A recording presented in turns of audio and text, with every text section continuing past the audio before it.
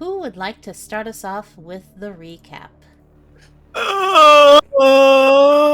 Well, according to this dark ambience music, it's chapter 72.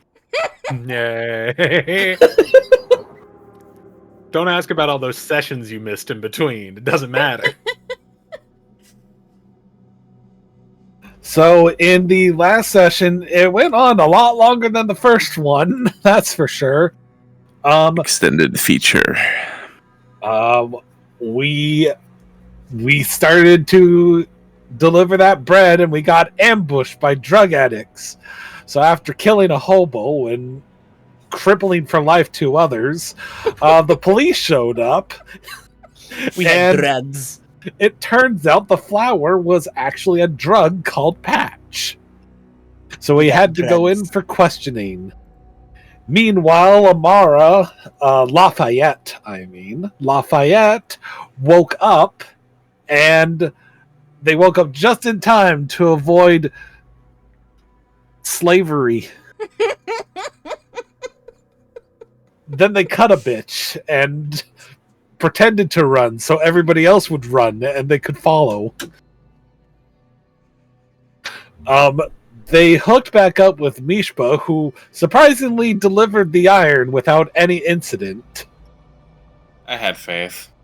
And then they found out the rest of us were in prison, so they came to bail us out. It turns out 2 sessions. 2! It took 2 sessions for us to get arrested. What a speed run. Then we found out about the Coastal Specters. They're a local gang that might have something to do with, well, a lot of corrupt shit going on in the neighborhood. Human trafficking, drug deals, and quite possibly distributing bread with blight rot in it. We went to save a child that Nani had been wanting to go see. And yes, we came for the child, yes. We came for the child. And it turns out the child had blight rot. We managed to get the local healer to do her fucking job and save the child, and thus save the town from a zombie outbreak. After rescuing the child and returning him to his poor mother, we got lunch. After lunch, very important detail. After lunch, we began to investigate the Coastal Specters at the bakery. Got some information there. Anything that anybody wants to drop about the information that we grabbed there? Hurry, please. I didn't write it down. Okay. Then we went to the sawmill that Lafayette had found herself at when she was kidnapped. Which turned out to be a general hub of where the slavery was going. So, yeah, they had branded a couple of people. It was really messed up, and we kind of dropped the ball on the surprise attack. Open curtain. Everybody trips. Mishpa. Just say it. Mishpa, she cut off somebody's leg, and it wasn't a slaver.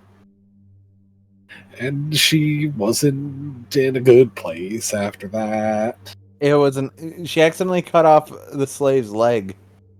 Yes.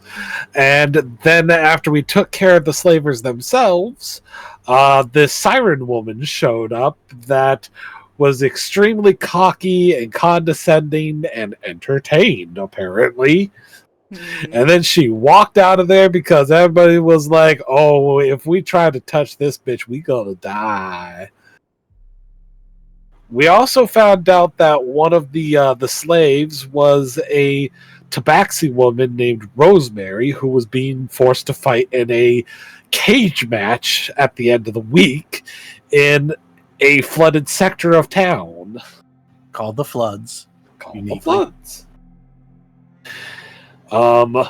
Then, while the rest of us were, while me and Tomas were, I was trying to remember which one of us it was. Me and Nani and Tomas were looking after the slaves, while Mishpa and Lafayette tried to follow after Breia, only to find themselves redirected back to the sawmill.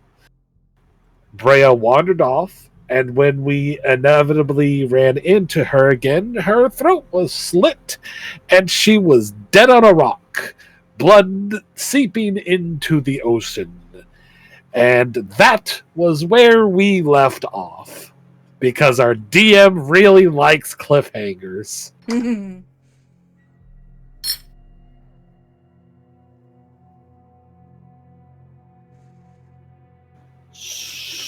So, we're going to pick up from there? Of course. Okay, well, then I shall graciously start us off. Holy what the fuck? Guys, I don't think that I have the magic to hear that right now. Mishpa is going to set down the two slaves that she was carrying and slither over towards Breia, and just give her a once over, hoping in vain, like, maybe she's still alive, maybe she's okay. You see that she just stares off into the middle distance, the blood still seeping from her neck and going into the water below, staining it red.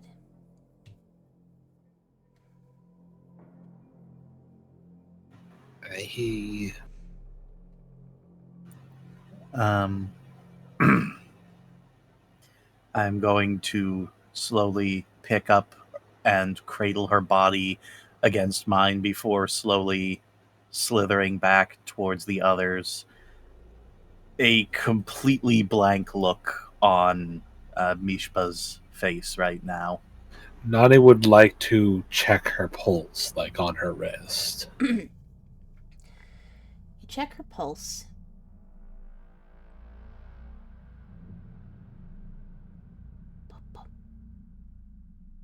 And? I heard it. Oh my god, she's still alive! How? I don't know, but I'm going to try to staunch the bleeding. Let's get her to, well, a healer.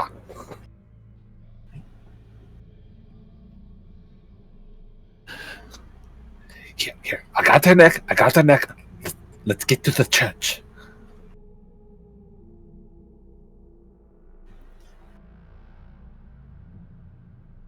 I mean, I don't think anybody's arguing with you. Yeah. It's not like I I could just stare at you. So, you all rush. Though, I am going to analyze something. Yes? I'm analyzing that wound on her neck in particular.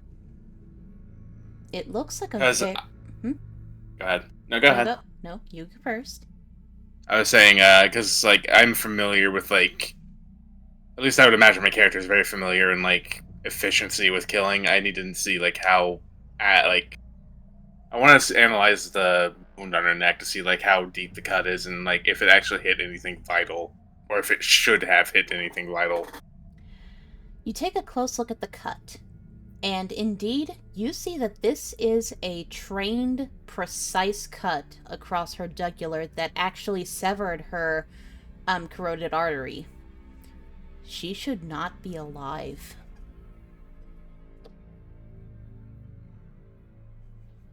She's gonna squint at that, but will accompany the party still to the church. But she is very off-put by that. Okay. So, you all rush to the church, and, well, it's not like she can refuse, especially since it's you guys. I was gonna say. She does cast Cure Wounds on Breia to at least heal the wound. It does still leave a scar, a very noticeable one, but at least the bleeding has stopped. And Breia, you come too. From the brink of... Oh, God, what? Oh, boy, what happened? Oh, no. I was hoping that you could tell us what happened. You just wandered off, and the next time we see you, your throat is slit and you're dead on a rock, woman. I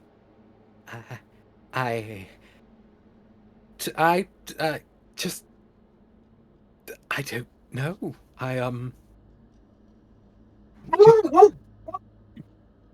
Like... My dog has something to say about it. Hold on. What do you think? Is it crazy? I'm just like imagining there's a random dog at the church that's just like, whoa, shit. No, she has something very important to say. Oh, it's Gracie. Okay. It was. Anyway, as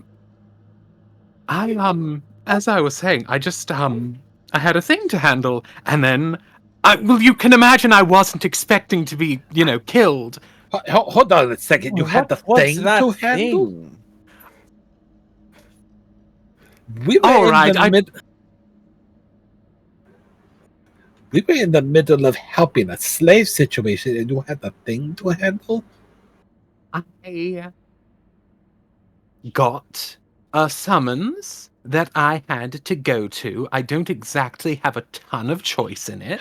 A summons from who? The Grim Reaper?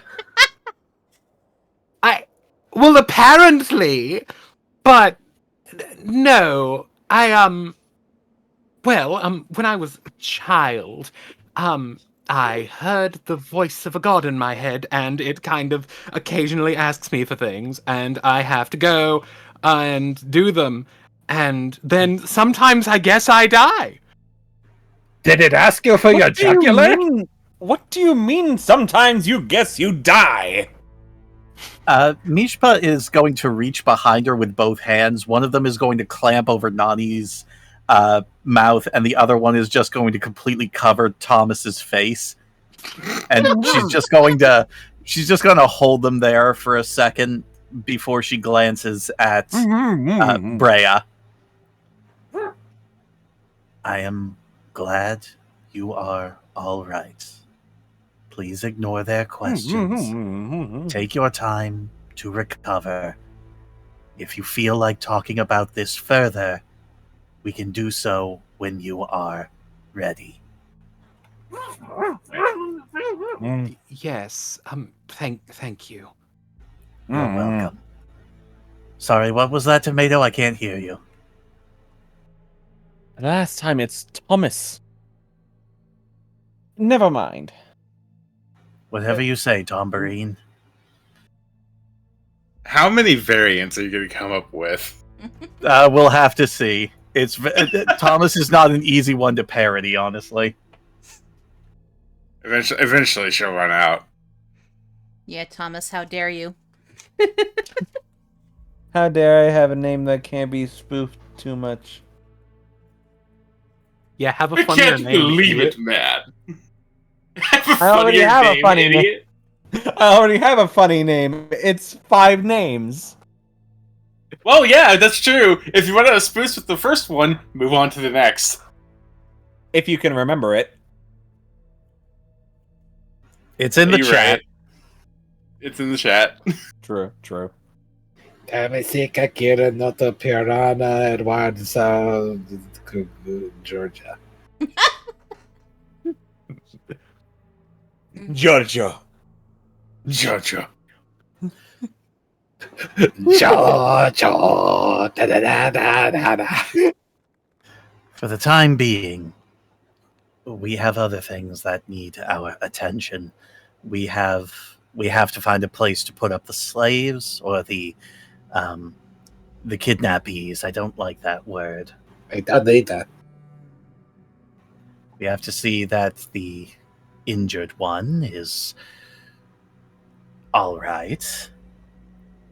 Oh, yeah. Lafayette's going to snap towards the healer for that one, yeah. Yep, she lesser restorations the Kenku's leg, so yes, it is fixed now. You mean cure wounds? No, lesser restoration. That's the one that fixes limbs. Oh. Yes. That was something that you pointed out last session, actually. Yep. Me? And Thomas. Yeah, you were the one that mentioned it. Yeah. You and Thomas both. I don't remember. Well, you had a long day. Fair. E. In the meantime, as well, Lafayette will walk towards the rest of the slaves and motion them to follow her. She's going to escort them to Matt, the guard captain. Was it Matt? Or was it... Matthew, yes. Matthew, yeah, okay. So Matt for short. Mm-hmm. So yeah, Lafayette will take care of the slaves and bring them to safety. Take them to safety. Yep. Unfortunately, Matthew is gone for the day, but there is Captain Elena, who takes the night shift, and she is close with Captain Matthew. Okay. So she does offer to take in the slaves and see that they get proper medical attention, as well as housing while they figure out what can be done to get them back home, as well as finding more of them, since one of them has mentioned that the rest of her tribe members might be still in the vicinity of the town. Mm-hmm. Sounds good. We know where at least one of them is. Yep. Or is going to be. Yeah. And for now, I guess we head back to the inn. Yeah, I haven't bought a room yet. I wanted to get so late that I can't buy one. But then again, I'm used to sleeping in unsavory conditions. But I would like some privacy to discuss some things. Let's go back to that inn and get a room. Or get some room. Yes, good idea. Mishpa will look over at Breia. Do you feel well enough to walk? Where would we argue I'm at hit points wise right now? 1 hit point. Great. No, I don't think I do. She picks her up into her arms again. It's a good thing you're very light. Yep, thank you. It's all the lack of height, I think.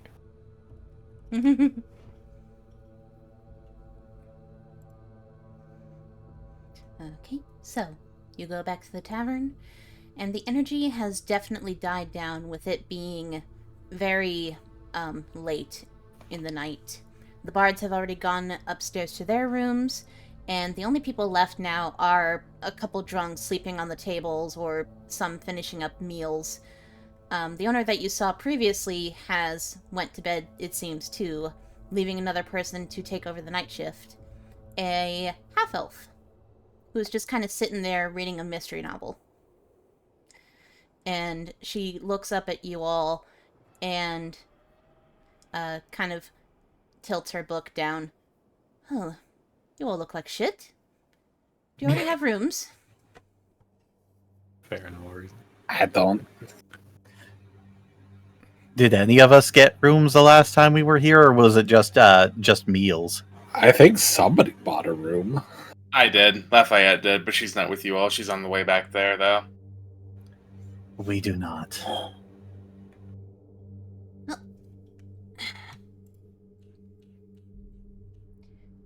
on.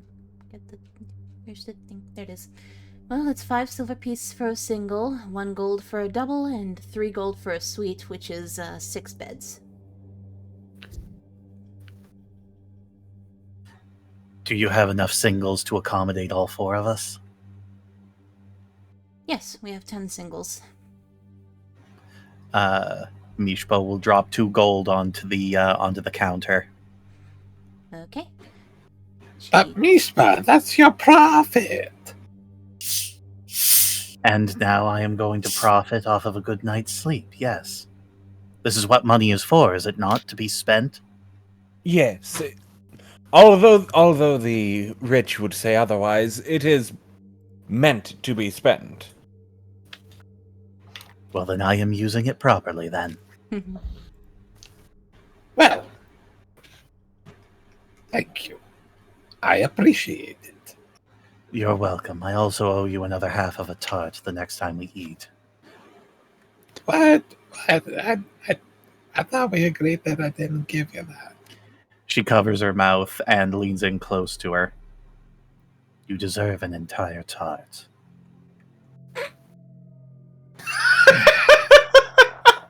I don't know why, just the thought of that. It's really, really entertaining to me.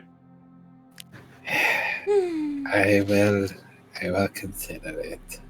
You will eat a whole tart. I will give half of it to Mr. Burns. Fine.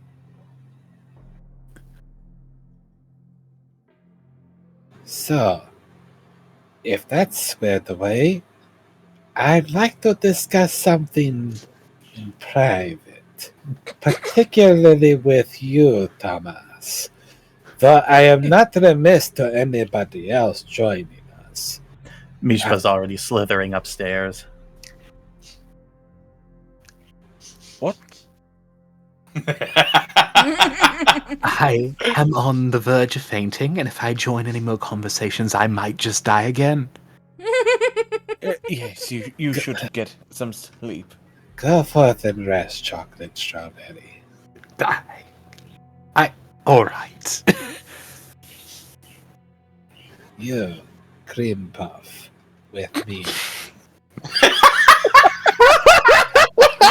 I don't like that name, but I get a feeling that I can't convince you otherwise. What name? I called you Tomas. Come.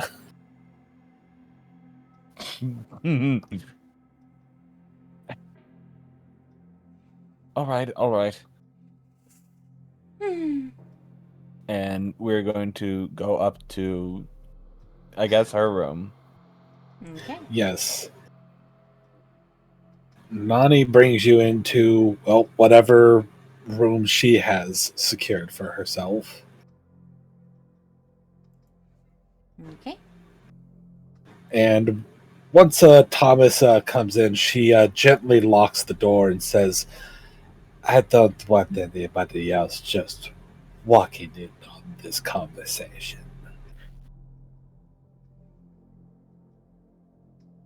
Now then. Okay. You mentioned that you had experience with blight shrooms. Yes, it was, I want to say about a week ago at this point. I was hunting with, I guess you could call her an associate of mine.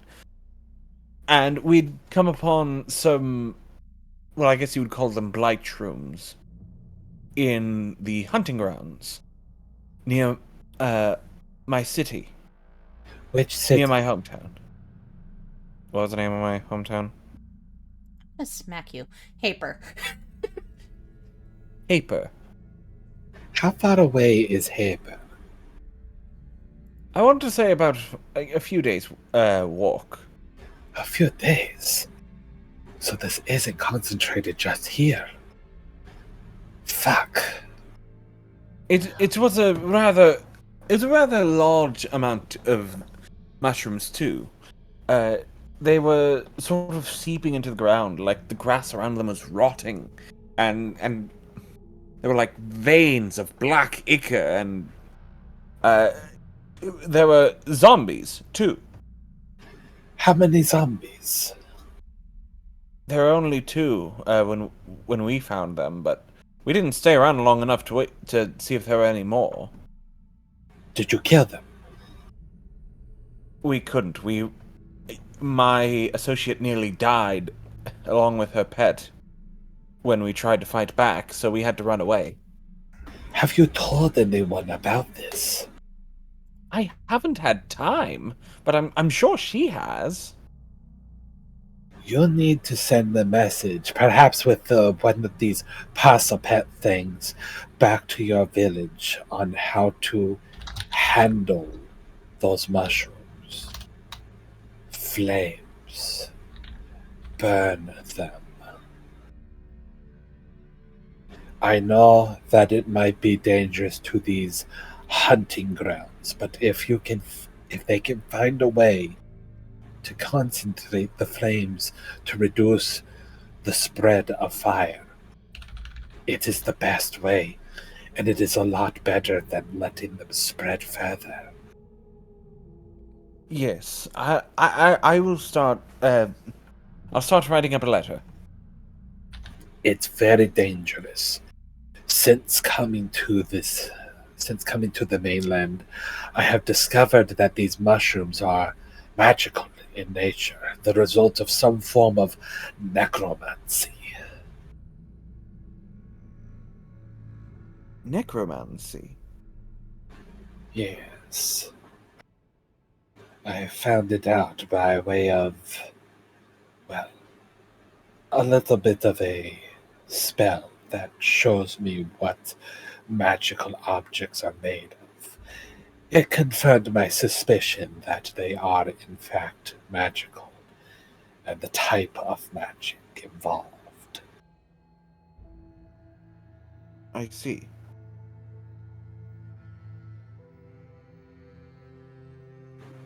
She tilts her head, looking at you, flicking an ear.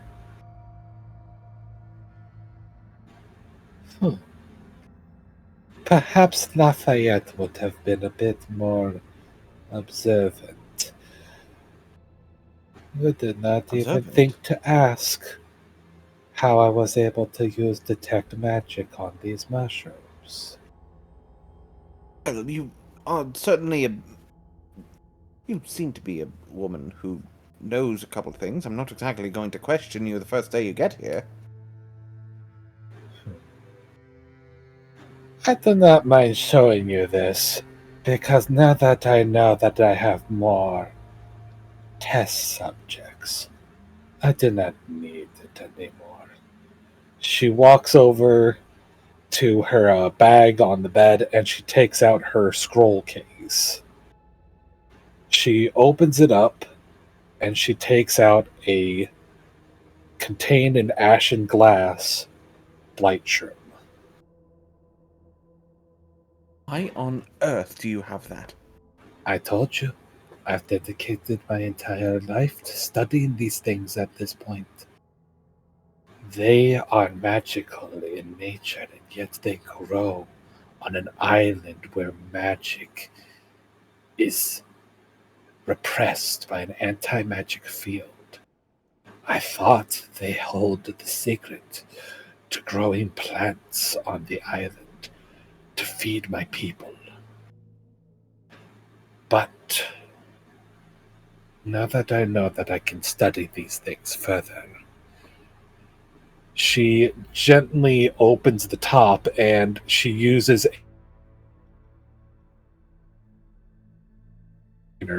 to burn the blight shroom.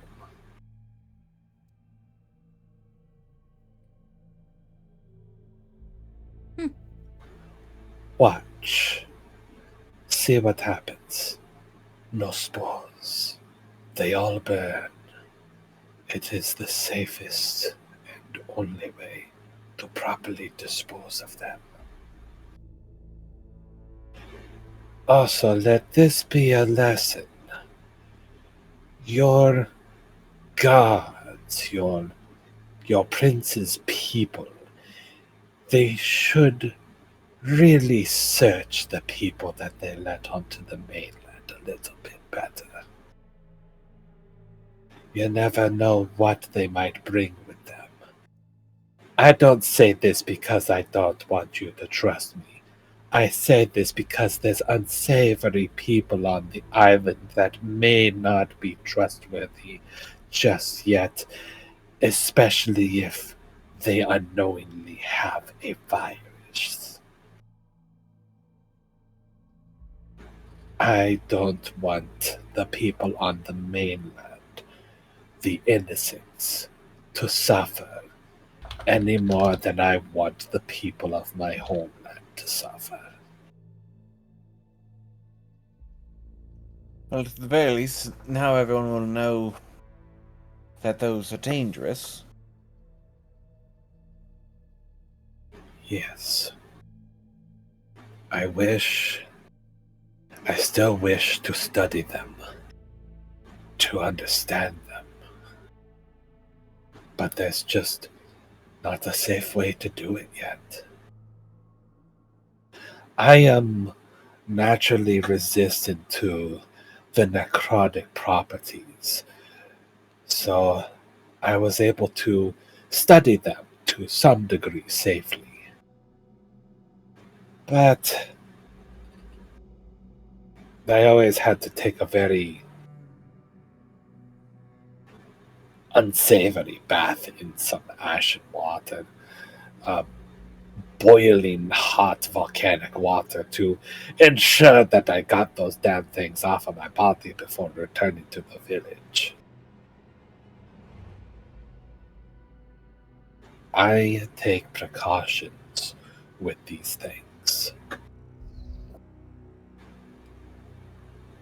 And if there's any way that you can help me, any way that you can learn more about them safely, share that information with me. It would mean a lot. There are some scholars here who could probably have some equipment, at least likely better equipment than what you'd have on the Isle, no offense. Of course, there is a spell used to identify things that I hope that if I can somehow gain access to this spell and find another one of these mushrooms, that it will illuminate information about them. Perhaps that Breia girl could help. Though I am curious about her condition. I'm sure you are as well.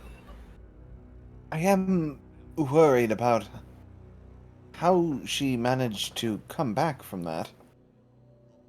And who she's talking about. She said it was a god.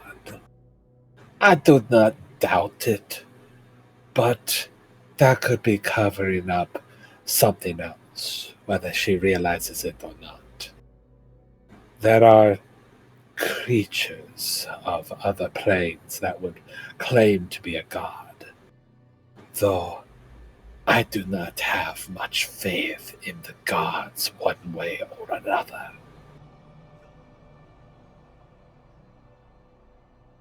Well, I should get to writing that letter. You should.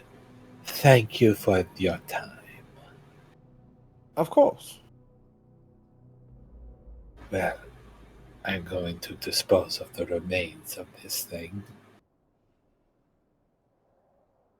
She drops more fire into the jar.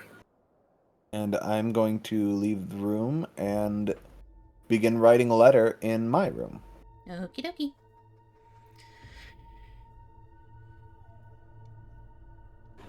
Well, Okay, Mr. Burns. You want some charred mushroom ash? Here you go. Let's pour it down the hatch. Just think of it as chocolate milk. That hasn't been turned into chocolate milk yet. It's still powder. You just hear like a sizzling, kind of like how when you eat Pop Rocks. Oh, yep, there it goes. Good boy, Mr. Burns. Next time, I'll give you half a tart instead of just a quarter. My half.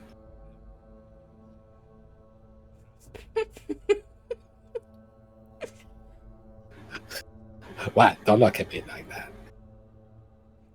Squint. What? I don't need half a tart. Oh, come on. I don't...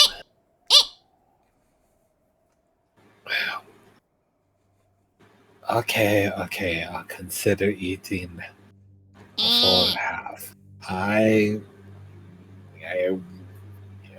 will eat half of the tart tomorrow. Is it midnight yet? No. Damn. Anyway, the rest of you, what are you doing to get ready for bed? Well, because this room is not exactly sized for her body type, I think Mishpa would spend some time just sort of like doing the snake version of pacing around her room. She has her sword out and is sort of staring at it as she slides back and forth. And despite the pep talk that Lafayette graciously gave her after her little breakdown back at the mill, especially after seeing what happened with Breia, her confidence is pretty shaken, and she is looking at the dull reflection of her eyes in the sword as she paces. I really wish you were here to give me advice, grandfather. I wish I had known you. I wish I could confide in you just how lost I feel right now. I was forced to be a protector for so long, and now I can't protect anyone. One of my new clanmates gets kidnapped. I accidentally injure an innocent, and another of my clanmates winds up near dead in front of me, and I can't do anything to stop it. I wonder if I was ever made to even hold your blade like this. And after a moment of silence, she will sheath the... Mishpa? Yes? You see your sword begin to glow very faintly, a dull blue glow.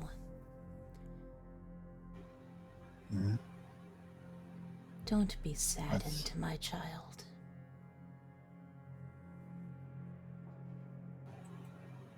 Who is there? It's me, the spirit of your ancestors. What?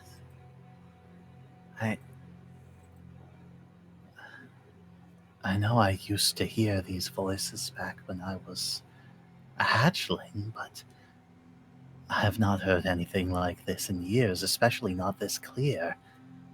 Why do you come to me now? I have been trying to reach you for decades, but now that the veil has been lifted, I speak.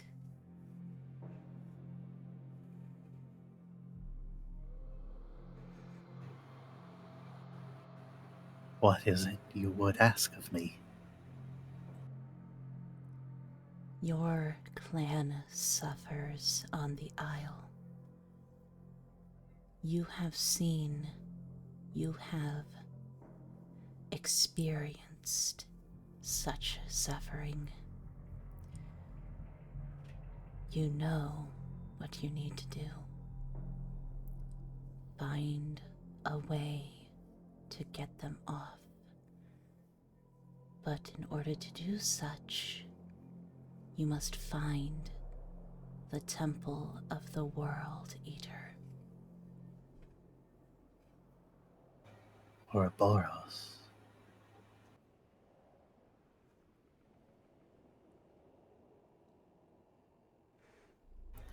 She shudders a little bit and waits to see if there's anything more that will be said.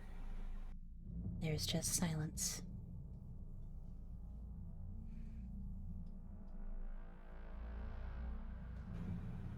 Stress. It was probably stress. And she will carefully sheath the blade, set it against her bed, and then she is going to spend probably a good solid hour and a half trying to figure out how to comfortably lay a 15-foot snake body in a bed that is meant for somebody around 6 feet.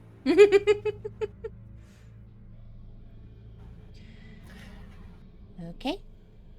Breia, Lafayette, anything you wish to do?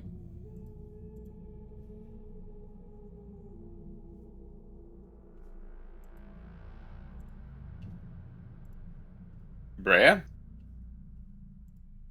I was thinking, I was also muted, so like the 2 words that I said were skipped, but like it was literally 2 words. Gotcha.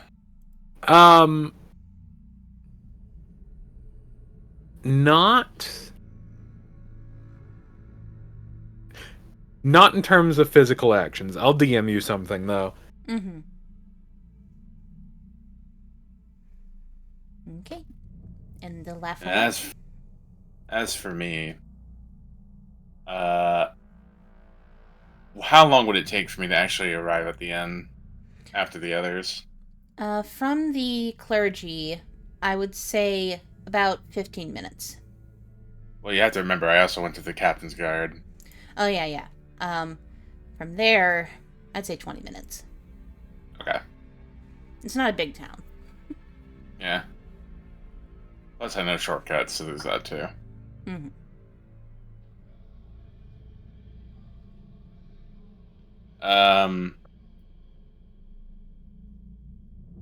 So about 20 minutes later, I'm going to begin to make my way up the stairs, giving a small wave to the person behind the current counter of the tavern.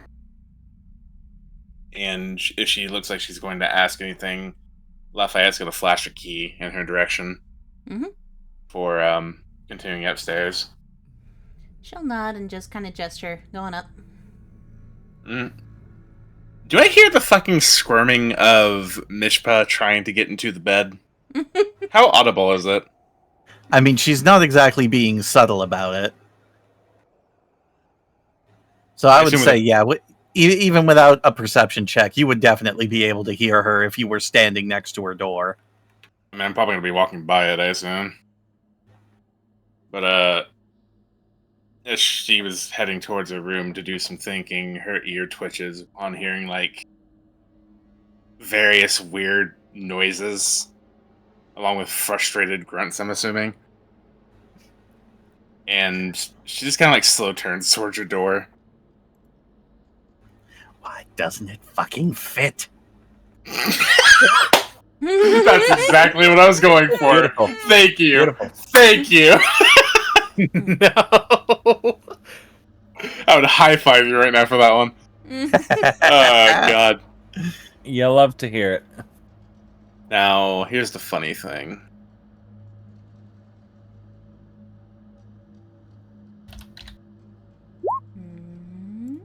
Okay.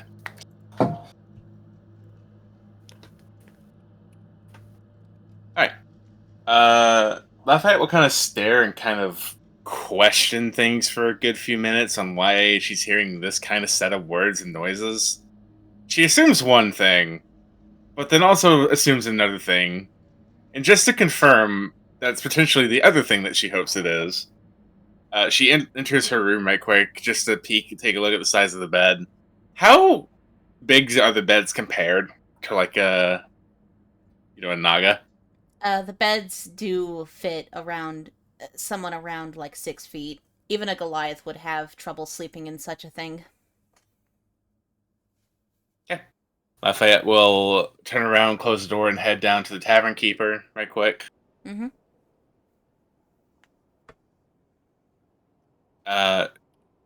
She's going to sign out, make sign language. First off, the obvious question of does she speak it?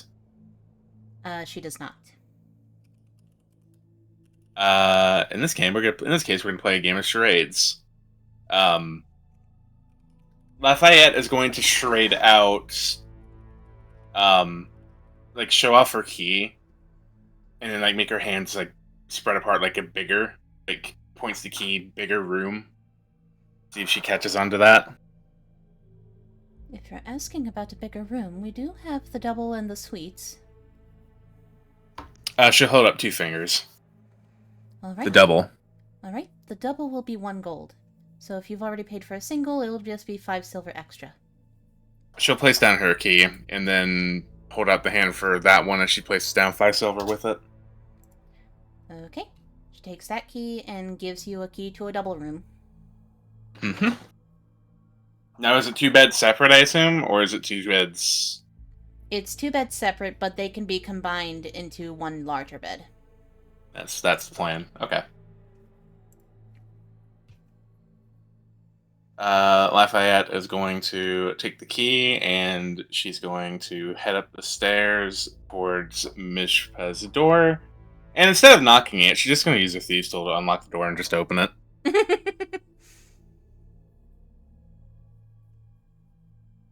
Alright. Roll. No roll. Anybody tell No. me it would feel this bad? Okay.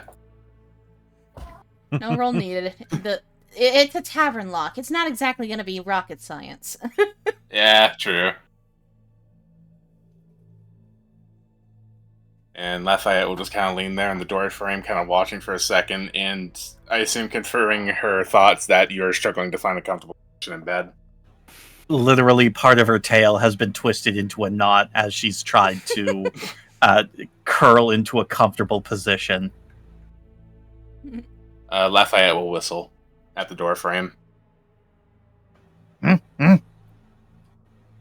Oh, Lafayette, you're back again.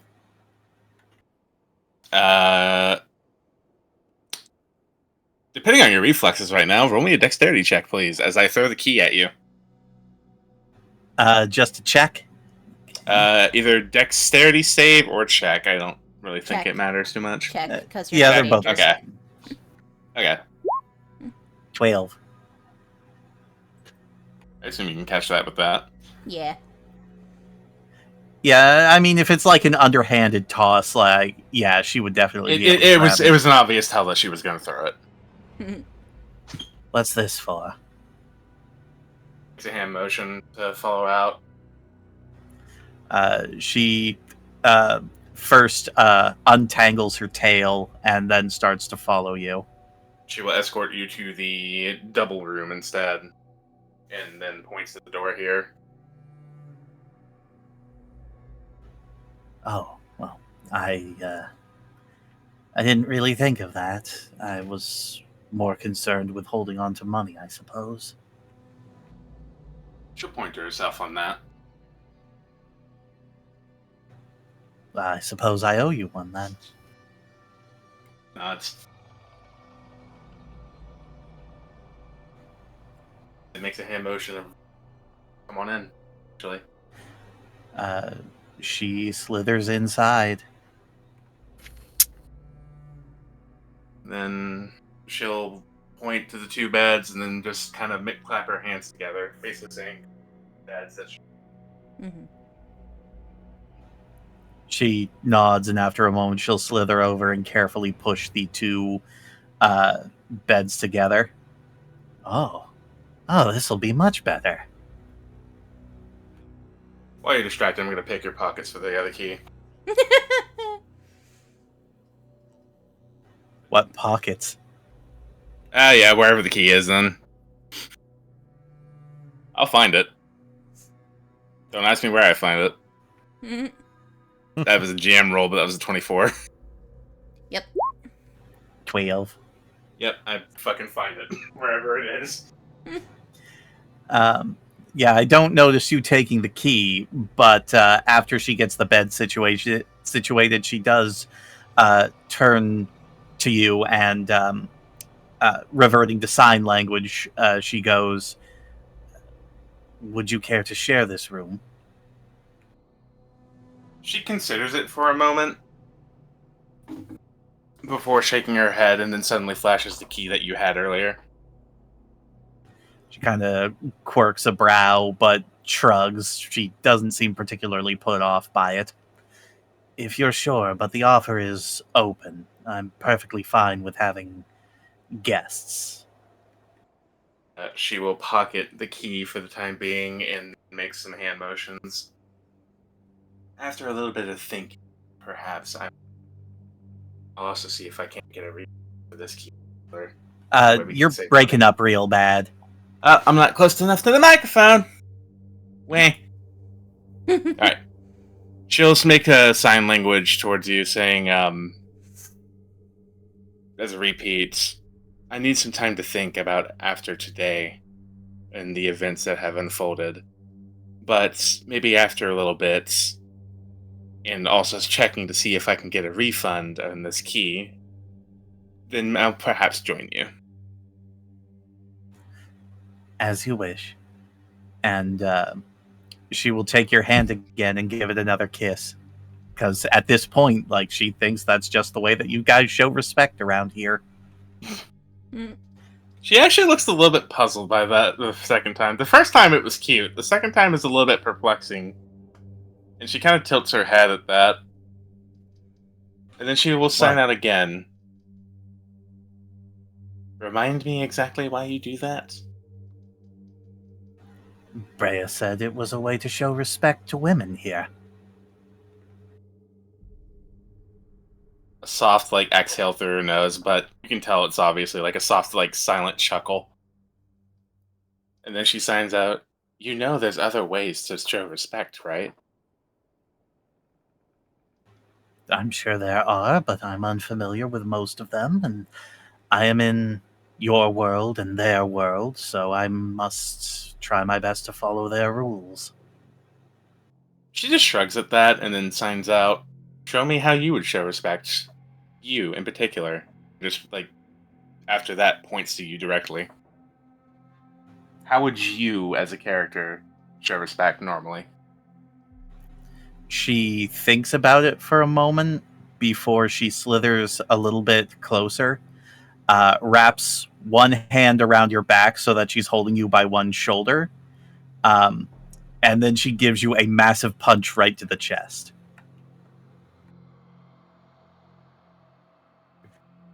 Shit. Fair enough.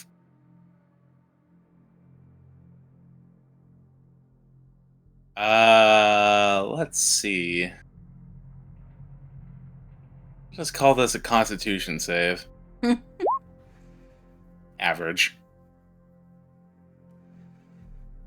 It hurts. Yeah, it hurts. You get the wind knocked out of you. You see that her eyes are kind of shot wide open at that. It wasn't what she expected, but at the same time, should have been. Oh, and, Mishpa. Yes? Normally when you punch someone in the chest, no matter how hard they are, you usually hear, some sort of noise, like a grunt, a gasp or something, but despite you assume her mouth could be open, but you don't hear a single sound from Lafayette. She kind of files that away because that is very unusual. But she keeps her grip on your shoulder strong to help you sort of stand back up after she basically sucker punches you. Yep. In my clan, giving and receiving a punch like that is a sign of respect. We test each other's strength all the time to make sure that we're hearty, healthy, and able to stand up to anything that the island might throw at us. She kind of takes a moment to recover, kind of rubbing the spot that you punched. For a slow, steady exhale escapes her before she signs out. Not quite in my prime, otherwise I could have taken that a lot better.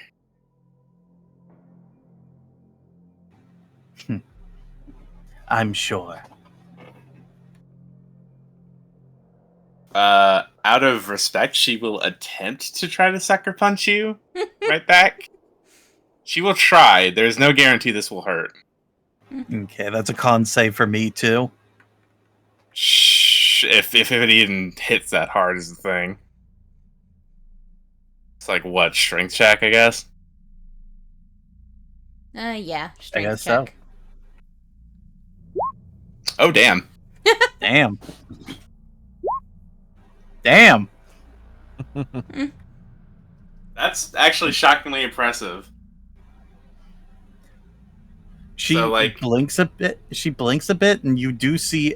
You do get a grunt out of her. Like she wasn't really prepping herself. She knew it was coming, but she was not expecting you to be able to punch that hard. For what it is, despite her weak stature, it seems that her hits are very precise and seems to know where exactly to hit where it counts.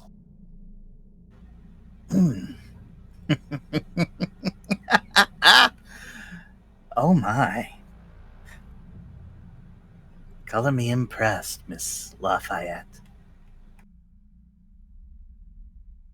She will just shake her head.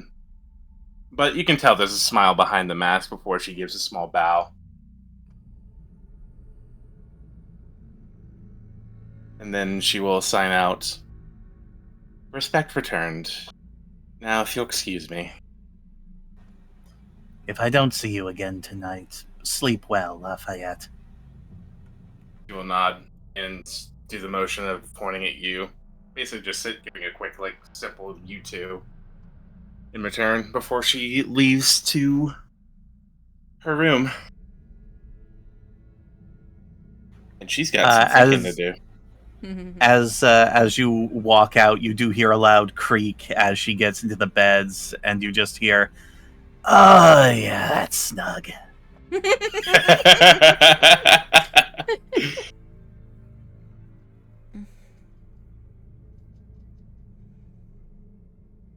Okay. So, and Thomas, you can at some point send me what you want to send to your little friend. In the meantime, I'll write something up. In the meantime, Breia. Meet me in the anxiety chamber. Hooray! Oh, good. I'm gonna die again, guys. It's gonna be great. It's so early tonight, God. I swear to God. But it's not the end of the session. It's not a cliffhanger. No, it's fine. It's all fine. It's all normal. It's all... Hi. Hey, buddy. Hey, pal.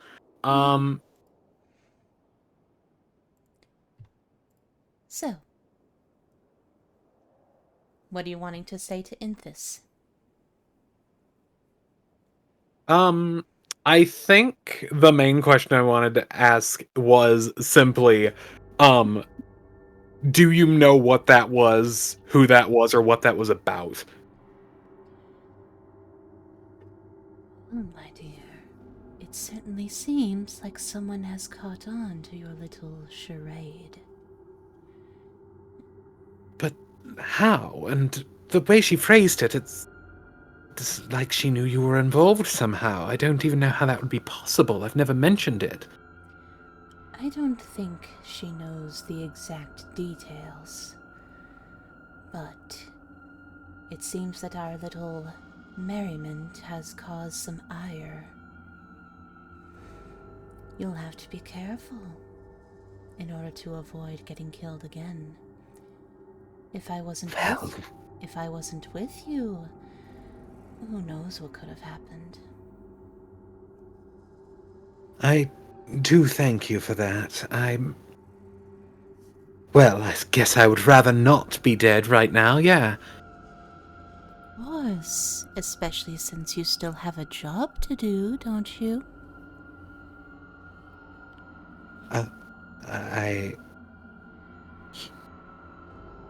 Yes, right. Good girl.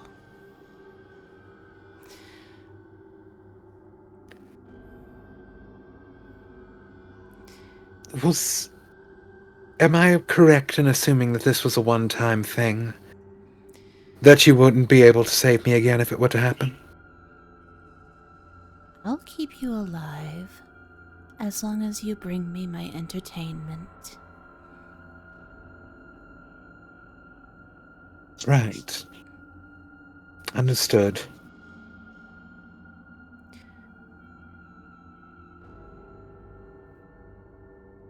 I guess I have some things to figure out. The prince, well, I suppose Lafayette handed them to us, but those journals that we were handed, they didn't look remarkably similar to each other. Yes, indeed they do.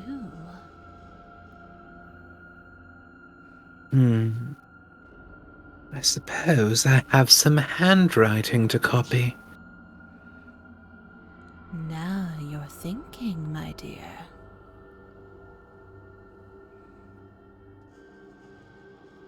But for now, get some rest. I think you've earned it. Yes. No, it's a real pity. He's not as much of a loser as I remember. Don't forget, Breia. You don't want to be a weak link like him.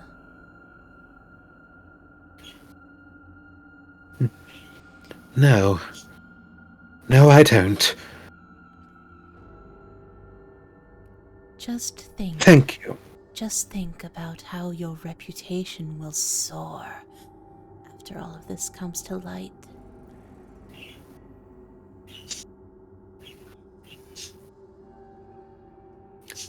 Yes, thank you, mistress. Of course. Now get some rest. We have a lot to get done. And I think Breia just passes out. Mm-hmm. Alrighty. Up we go. Ooh.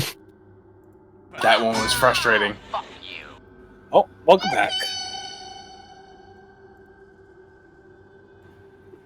So. Fish. Stop it.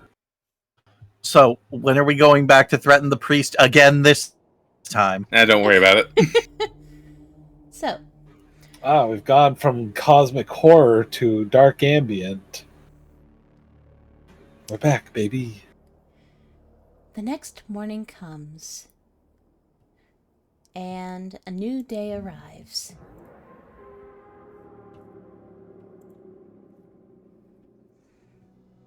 What do you all do to prepare for the day? I'm guessing some showers are involved for some of you. Mm-hmm. Oh, for sure. I think before Mishpa gets up to try out her first ever bath, Mm-hmm. She wakes up to the sound of chirping outside. And she kind of blinks a few times because she wasn't really aware of the bird song during her first night's stay. That's bird song. Oh my goodness, it's beautiful. And she slithers over to the window and opens it up, hearing it a bit more clearly, glances outside, and says, "Shut up, I'm trying to sleep!" There it is. Now keep doing it. You're doing great. Fuck you, Nani. Oh, fuck you. Wow. So this place has showers? Showers and baths. Yep. A combination with a curtain. What does this thing do?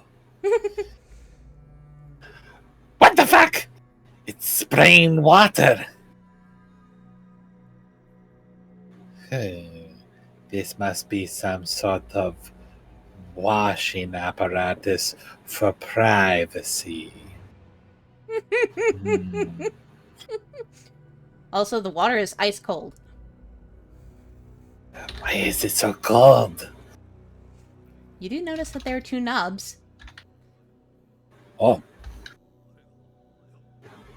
Turns both knobs at the same time. It becomes pleasantly warm. Oh, I see. This is the one that infuses it with fire. Okay, so one of them is spraying water from the river, and the other one is spraying fire. So, don't turn the one that sprays nothing but fire. Unless... Unless what? Okay, so I'll give this a try. I'll just... fucking close it. Alright, I'm going to do this. Here comes the raisin. Ah, it's weird!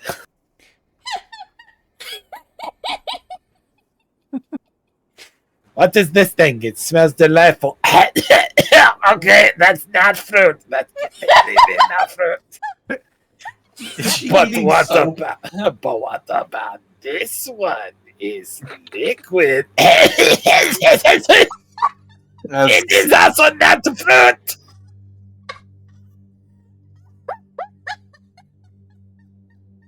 The hell is happening in there? Okay, fool it twice and shame on me, but there's a third one here, and clearly this one is the fruit one that's making everything else smell like fruit with its fruity aroma. Obviously, she's discovering soap. Did none of us explain soap? Thinking back, we did not. Lafayette just kind of shrugs. They never fucking asked. Wait a minute, why does this one say shampoo? Is this made to fecal matter? Is this like fruit shit? Fruit shit!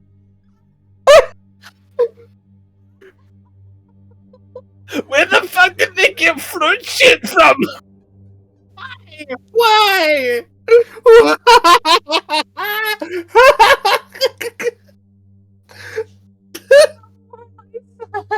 Oh, shit.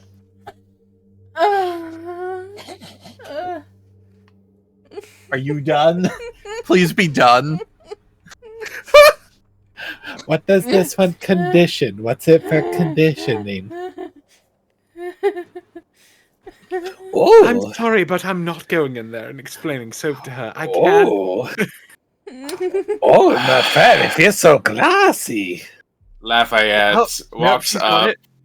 Yeah, Lafayette's going to walk up to Nani's door, picklock it with fucking ease, walk in there, smack her in the back of the head, smack the conditioner bottle out of their hand, and point to each and every one of these and sign out what each of them do. This goes in your main, this goes on your body. Don't fucking eat it, you special individual. Do you actually? Yes, I do. Straight up. Like Lafayette has the capability of doing it. Somehow, what'd you actually say? Don't worry about it. I assure you. The sign language is very aggressive. It's also censored for the sake of the ears that you don't need to use. I called her an insult that doesn't exist in regular words. Correct. Yeah. We call it... Well, I have an exact insult, but I'm not going to say that. Okay, well, Nani looks very mortified. She tries to cover herself up with the shower curtain. Lafayette does not seem to care. She's not even really looking down at you. She's just also making sure that you're fine after eating 3 to 4 different types of soap and shampoo or whatever. I'm fine. I am going to be perfectly fine. I'm just learning things. Get out! Don't look at me. I'm disgusting. Lafayette just kind of makes a hand motion, like, eh. She's seen worse. Nani really does look like skin and bones. She's very wrinkly. I reiterate. She's seen worse. Where? Wouldn't you like to know? No, I guess I wouldn't, actually. Thinking about it. Like to know what a girl. Also, I love how we just kind of play this off like everyone's able to hear each other through the walls. Yeah, the walls suck. The sound safety is not great. In this one, that's what we decided. Okay, you sit properly and just get out, okay? Lafayette just nods and leaves, seemingly completely unfazed. And then she will be sure to shut the door behind her out of respect. After disrespectfully opening it. Oh, and Lafayette, I forgot to ask you. She stops at the door. Do you need some sand? Slow head tilt turns back towards you. Well, you're a chinchilla. You can't wash the right way like the rest of us. Isn't it going to weigh you down and make you soggy for hours? Like, I figured maybe if I got you some sand, like from the beach or something, you'd be able to clean up by, I don't know, rolling around in a tub of that. Are you offering to get her a litter box? I mean, no, this is actually a reasonable thing to say. It is, actually. Because that is usually how, or in some fashion, how, like, some animals dry themselves off. Chinchillas in particular. Yep. Like, I'm not trying to be a shit, legitimately. I'm trying to be helpful. She'll kind of ponder it for a second before shaking her head and just giving a thumbs up, saying it's alright, you don't have to. Before stepping out of the room. Okay, well, thank you for teaching me how the cleaning products work. Just remember, products are not snacks. Unless they're dignified. As snacks. Please lock the door on your way out so nobody else has to see my disgusting body. Proceeds to lock it from the outside. Reverse lockpick. Thank you.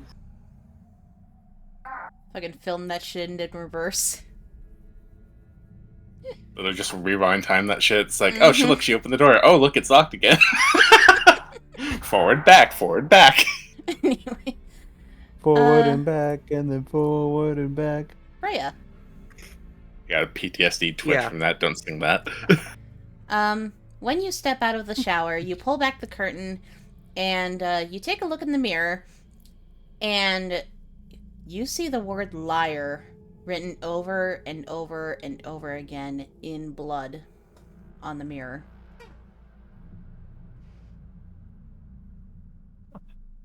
Good. Fabulous. Great.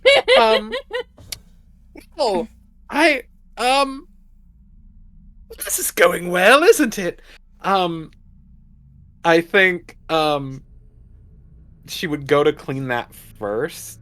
And then as she's getting dressed, she does, like, pull, like, an interestingly easy to place well choker out of her luggage and put it exactly where the throat scar is. You know what? Even without knowing exactly what the fuck is going on in her situation, if it had been any of my characters waking up to that situation, my first thing that I would have said would have been, "Whose blood is this?" I mean, it's not like she's not asking these questions. It's just that she's not saying them out loud. Because as we've proven, the walls were part of the budget cut that got us this great soap.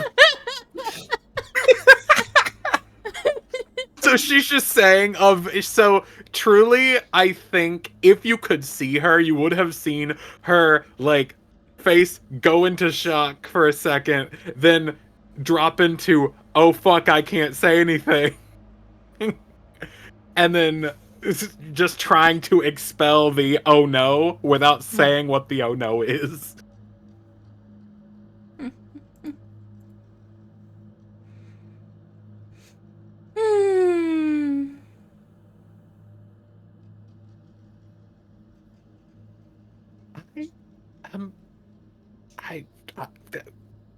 No.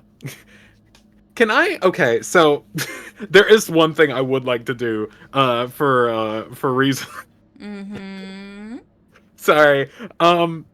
For reasons involving, being competent at all. Which is, I would like to make either an investigation or perception or something, just to try to figure out how someone might have gotten into the room. Okay. If it was through the door, through the window, things like that. Okie dokie. Go ahead and roll me investigation. You have no idea. Ooh. I see. To be honest, the walls are so thin, they could have just walked right in and walked right back out, and you'd never know. Thank Kool-Aid Man! My wall! And I rolled a 6, so I somehow missed that.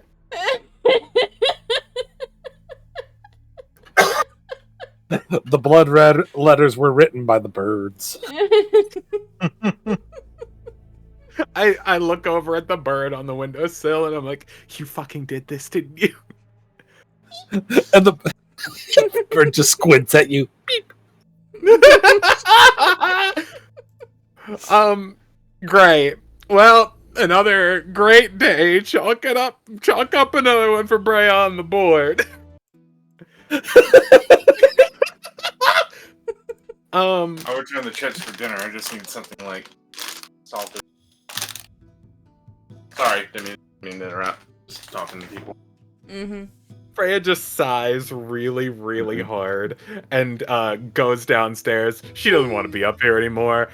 But, at least whoever wrote it didn't try to kill her. So, it's good, I guess.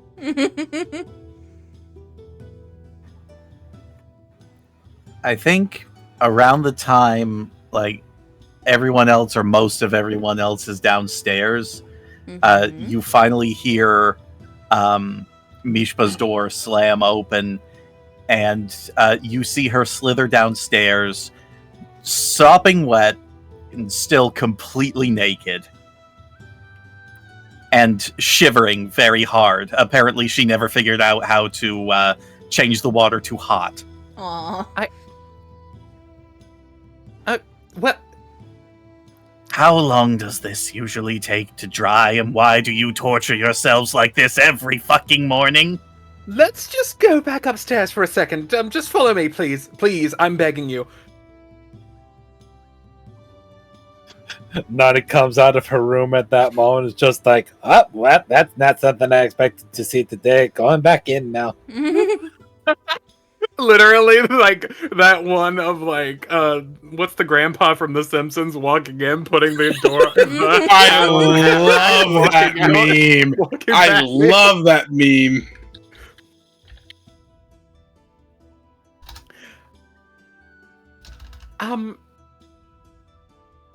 Yeah, that's the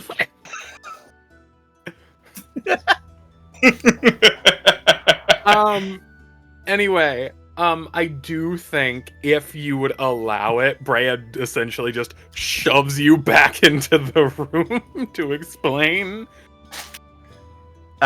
Yeah, no, she doesn't resist, mostly because, like, she still doesn't know how most of this stuff works. You will also notice as you enter her room that the shower is still going. She never turned it off. And the entire floor is wet? Because you took up the entire floor? Yes. Great. Because she doesn't even know that there was a towel. She doesn't know how to dry herself. She has never had to bathe before. Because there is no place to bathe. on the island. Right. So you seem to have missed a few key details. Has the soap been used? The soap has not been touched. She literally just forced herself under the water because she thought that was what she was supposed to do. Okay, so actually you've missed all the key details, which is interesting. So could you just like hold this or something? I think she hands you like a towel just to like hold up over yourself for a second while she explains. She holds it, but she like holds it in one hand, so it's literally just flopping down in front of her. Like she's not even making a motion to cover herself at all. Right, whatever. It's too late now anyway. So there are a few things. Number one, she would turn the knobs so that it's actually like decently warm water instead of, frigid. We're in the north. You can't use unheated water. You'll die.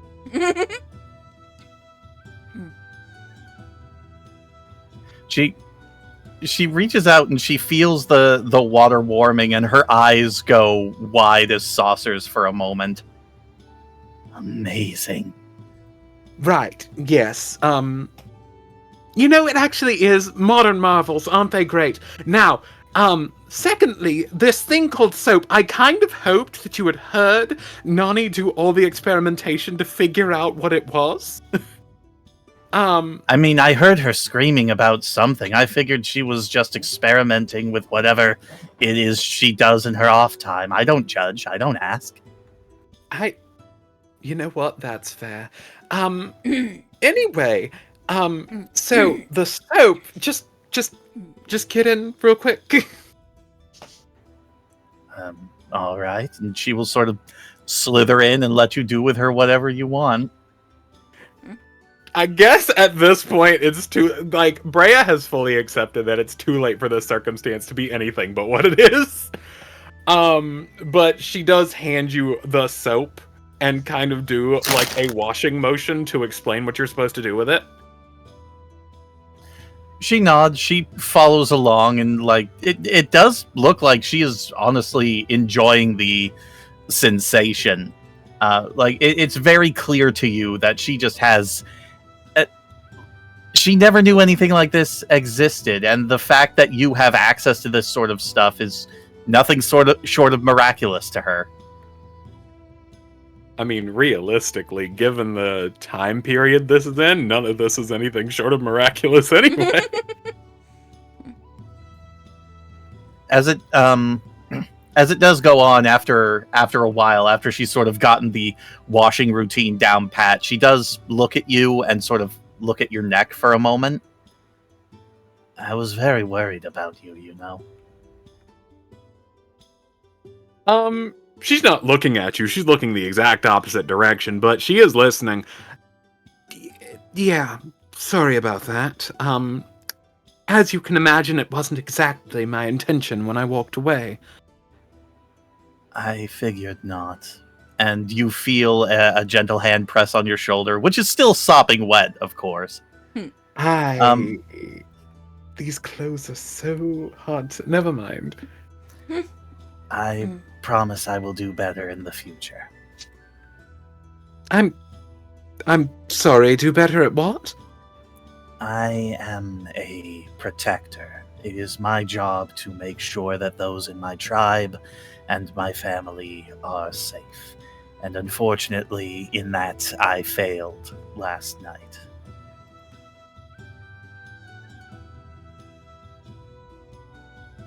Listen, You couldn't have known where I was going. I walked away from you. I willingly kind of excluded myself from any protection that might have been provided. It's irrelevant. My purpose is to protect, and I failed at that purpose.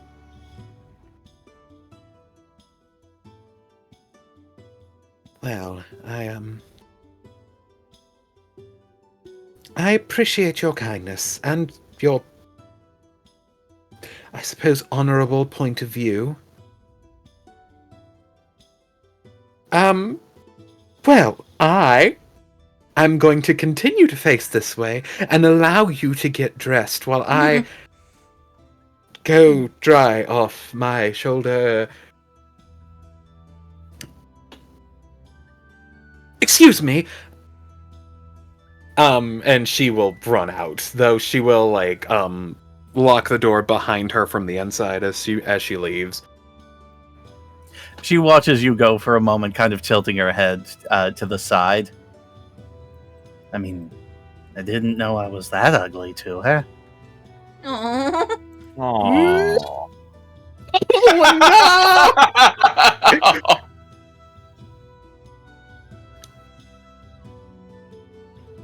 And Mishpa will finish drying off, getting dressed, get her stuff together, and after a bit she'll go down to meet everyone else downstairs. Mm-hmm.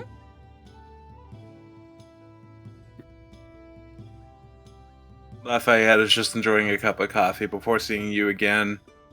And then she'll just set the coffee down and then just sign out. So I'm rooming with you next time, right? Of course, if you want to. Give a thumbs up and grabs her coffee again. Oh, and here's the breakfast menu. Cool. Do-do-do-do-do-do.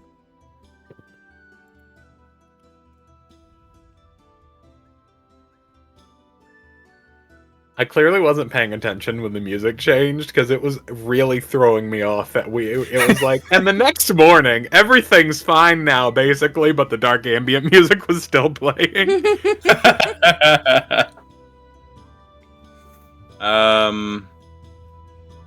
Lafayette would have ordered the oat porridge and berries. Okay. Same here. Same, yeah.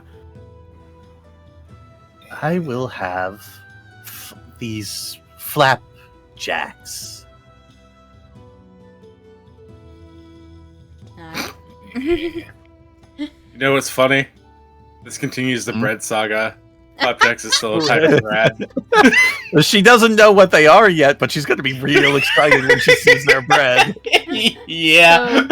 So Lafayette, Thomas, and Breia, you get your oat porridge with berries. Thomas, Lewis sneaks one of your berries. And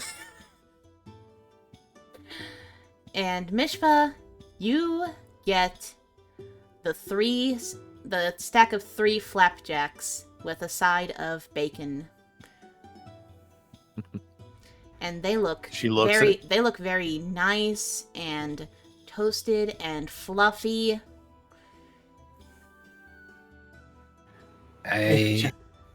Sorry, go ahead. I will order the toast with jam and honey with bacon. Mm-hmm. And you get just that. The toast is You'll forgive me. Why are you saying it like that? No reason. You get Lafayette. you Lafayette get just signs out. She's just awkward. You get a slice of toast cut into triangles with some jam and honey on the side, with a side of 2 strips of bacon. She takes the bacon and she quickly offers it to Mr. Burns. Here you go. Breakfast. Yes, you like the bacon. And I guess I will eat this bread with delicious stuff smeared all over it. Are you okay? Why are you saying it's so weird?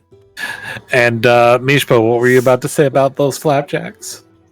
Well, first she's going to glance at you and say, "Stop denying yourself this pleasure. It just keeps getting better." And all of you see her open her mouth wide. You hear a pop. You hear a pop as she unhinges her jaw and just slides all 3 of the flapjacks topped with bacon into her mouth and dips her head backwards, and you just see it slide down her throat. I'm I not want to denying look now. myself anything that I deserve. Sorry, what was that? I didn't say anything. You said something. I didn't. Yes, you did. I'm going to put this fruit poop on my toast now. I'm gonna pop you in the back Sorry, of the head what? for that. You go what? I'm gonna pop you in the back of the head for that one. No. Say what you said. What? Did you just call it fruit poop? Lafayette will sign out. You should have heard her what she called the shampoo. I called it the same thing. Do you think these are the same thing, or? Well, it's hard to say. Clearly the fruit poop didn't taste that great. And I guess this is just the fruit mashed up. But I'm sure that if fruit does have poop, that it is in there somewhere. That's It does well, not. They have- don't. I don't know how mainland fruit works. I haven't seen fruit that wasn't dead and rotting before. Fair enough. I mean, plants are alive, but they're not alive in that they have, like, internal organ systems like a person does. They're alive in the sense that they are, like, they eat the sun. What would they poop from the sun? Well, actually, if you didn't know, plants are actually capable of getting fevers like a person. Stop. As a farmer, this pisses me off. Stop. Because, by technicality, you are correct on the fruit poop factor. And holy fuck, I want to backhand the fuck out of you for it. Oh, damn. Oh my god. What is your wisdom? What are you talking about? My wisdom is 18. No, not shit. you. By technicality, poop does get mixed in with fertilizer and serves as fertilizer Right. for plants. So, in turn, as much as I fucking hate to say it, she's right. She is right objectively. Objectively, not what she was saying, though. I don't give a fuck. It's in my brain now. I mean, it's in all of our brains now. Okay, so this one is mashed up fruit, and this one is honey, I assume, which comes from bees. Bees make honey. Yes. Okay. You better not be going where I think you're going. I'm not going anywhere with it. I don't have any idea what it is. It could be bee vomit for all I fucking know. I don't know how honey works. You see, funnily enough, You know, that one's not actually. Holy shit, I'm on a roll. Okay, okay, so the I'm second going. thing you're not wrong about.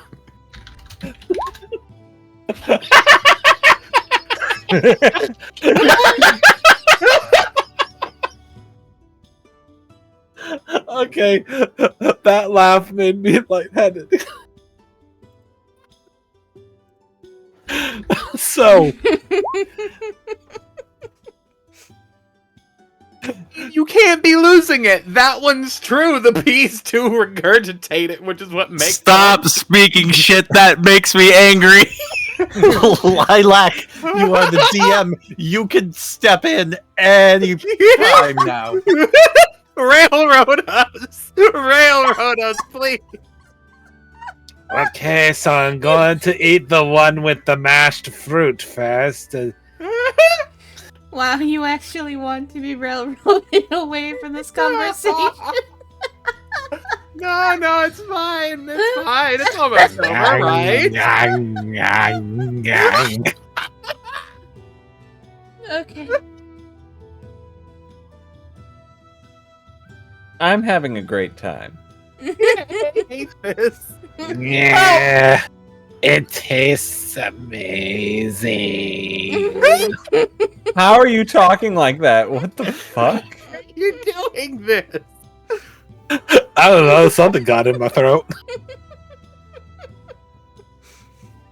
So, do you want to go outside after you have some breakfast? Breia definitely goes outside after, like, that bit. After, like, it tastes amazing. Immediately after just leaves. Does the tavern serve alcohol at this hour? You can get a breakfast beer. Get me one now. Holy shit, guys! I don't know how to say this, but I think that this honey is made of pure sugar. No. That's because Breia actually ignores this and orders 2 breakfast beers because she's a bad person. Okay, that'll be 4 silver pieces each. Fabulous, thank you. Funnily enough, that's because honey is almost exclusively sugar. Holy shit, you don't say. That's really interesting. Why don't you tell me more about honey? I understood some of those words. Lafayette's just gonna fucking cling her breakfast beer against yours, Breia, and just drink that shit down as she leaves. I can't. This is not a good way to start a morning when you just died. It's. I have several questions about that. Lafayette just gently cups the bottom. Making his beer. Yeah, I was gonna say Lafayette just gently puts a hand underneath the beer that you're holding and just pushes it up towards your mouth. Like, yeah, this is happening.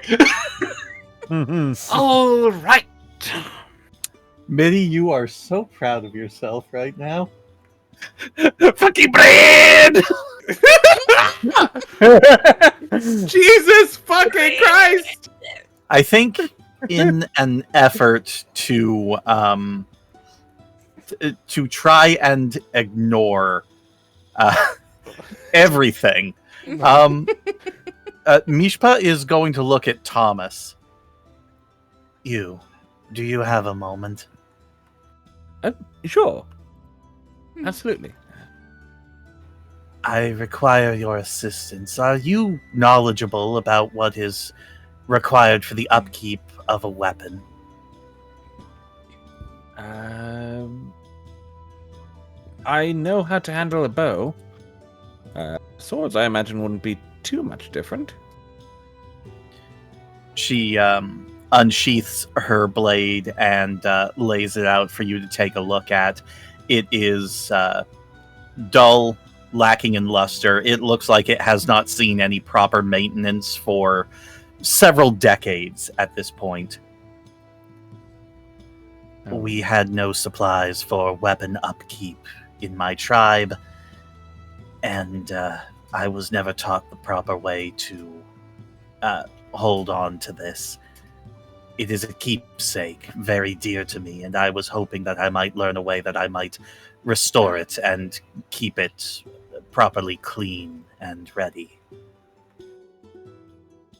I see, yes. This is blunt even for a display sword.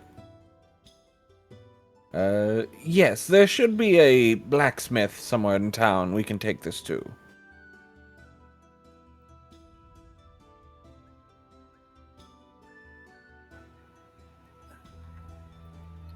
Do you think that it will be expensive?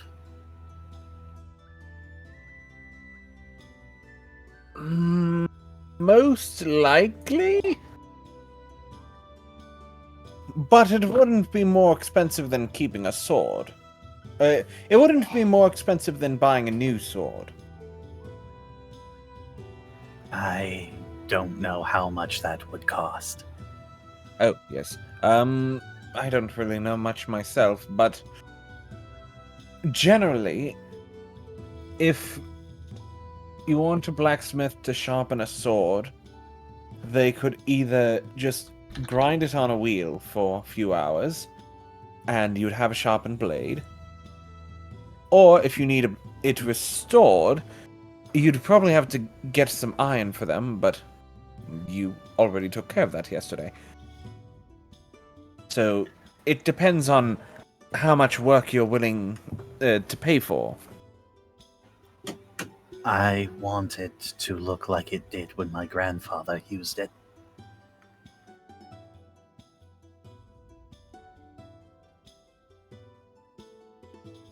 Then we might want to go for a restorative. Let's just take it to the blacksmith and see what they say, because, like I said, I'm not very knowledgeable with swords.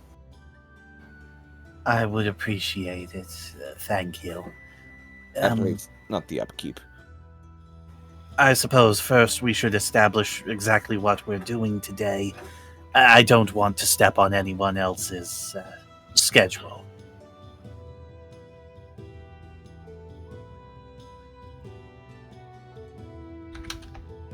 Mm-hmm. Okay, so does everyone go outside? I suppose we do, yes. Yeah, Lafayette went outside with the beer, so. Okay. Probably, honestly. Breia probably followed Lafayette.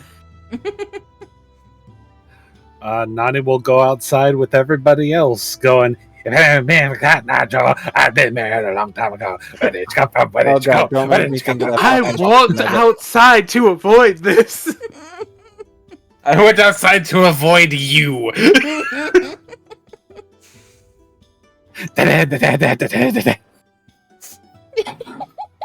So we're all in agreement she's never allowed to have sugar again, right?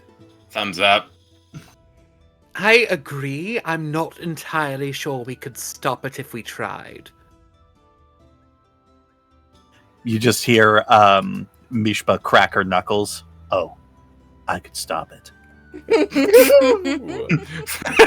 Fuck you, unjams your toast. Okay, so as you are in town, you see quite a few things going on.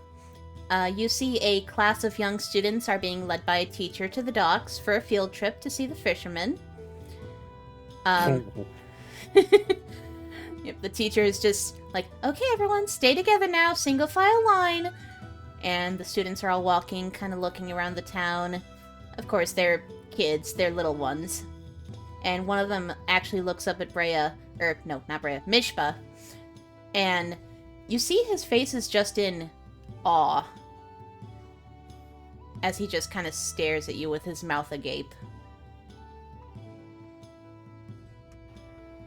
Mishpa kind of blinks a little bit, realizing that she's being stared at, and after glancing to the left and to the right to make sure that she's not standing around anything more interesting, she kind of gives a light, hesitant smile. Hello, little one. Do you see anything interesting? You're a big snake, that's so cool. I never really thought of it that way, but thank you. Come along now, Mishpa. We want to get your sword repaired, remember? Yes, I'll be along in a moment. And she will follow after with a light wave back towards the child, kind of unusually touched by the words. He gives a wave by as he runs to catch back up with his class. Guys, I think I'm coming down. Out of curiosity, while we're passing by the docks, 2 questions. 1, is my blood still there? Number 2, is there anyone investigating what looks to have been a murder that was resolved? Surprisingly enough, your blood is not there. It looks as if it was not touched. Damn. Didn't care enough to clean up my body, but once I'm gone, yeah, sure, clean it up, make sure nobody notices. Sugar. Oh, honey, honey. You're my candy girl. Where did you learn that song from? I don't know. I read it in a book. And you read the music notes and you, in your head, put it together. Well, All right, let's go. Let's go get that laid sharpened. That's the one. Let's go. Mishpa, what's your passive perception? My my passive is a 9. Oh Oh no. no! Oh god. Okay, you don't notice anything. Mishpa is many things, but wise is not one of them. My passive perception is 16. Oh, good for you. Oh, good for you. Because you're oh so fucking wise. God.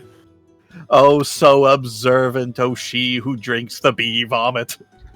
Oh, god damn it.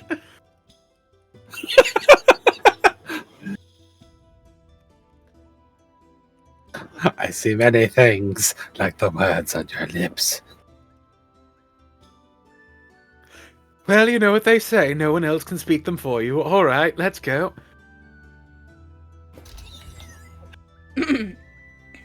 Just feel that hand on your hard skin. Ah, damn it. As you walk around, you see another town happening.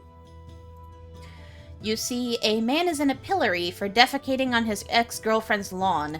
A guard standing nearby watching over him. What? And we find all this out from just, like, context, or are they reading why he's there as we pass by? He has a sign around his neck. Thou shalt not defecate on he yours. has a shame shine. That's fucking awesome. I pooped on my wife's lawn. I pooped on my ex-wife's lawn. Sorry. Listen, if you had enough charisma, you could have just said that was fertilizer and moved on. Defecation on seedlings. Why? What? Oh, wow, that fucked me up.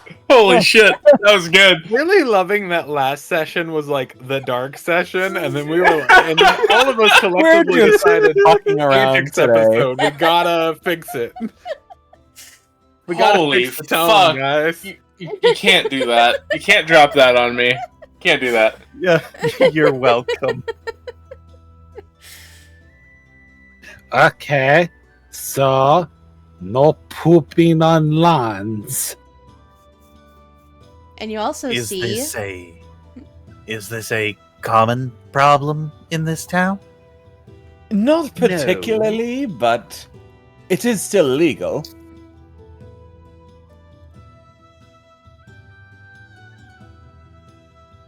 Okay. In fact, in some cities, it's...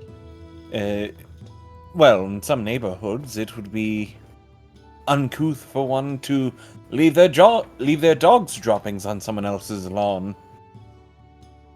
Which Still. is much more common. Okay, so it's okay for animals to do it. Usually. Okay is a bit strong, but, you know, we're more accepting of that kind of thing, yes. It's less looked down upon, yes. Hold on. This Slightly. brings to mind a question. Okay, I have to ask somebody something. Okay, and I might have a spell for this. Alright, Nani is going to cast Speak with Animals. Okay. And then she's going to pluck up Mr. Burns. She's going to hold him up near her face. And she's going to say, "Can I understand you?"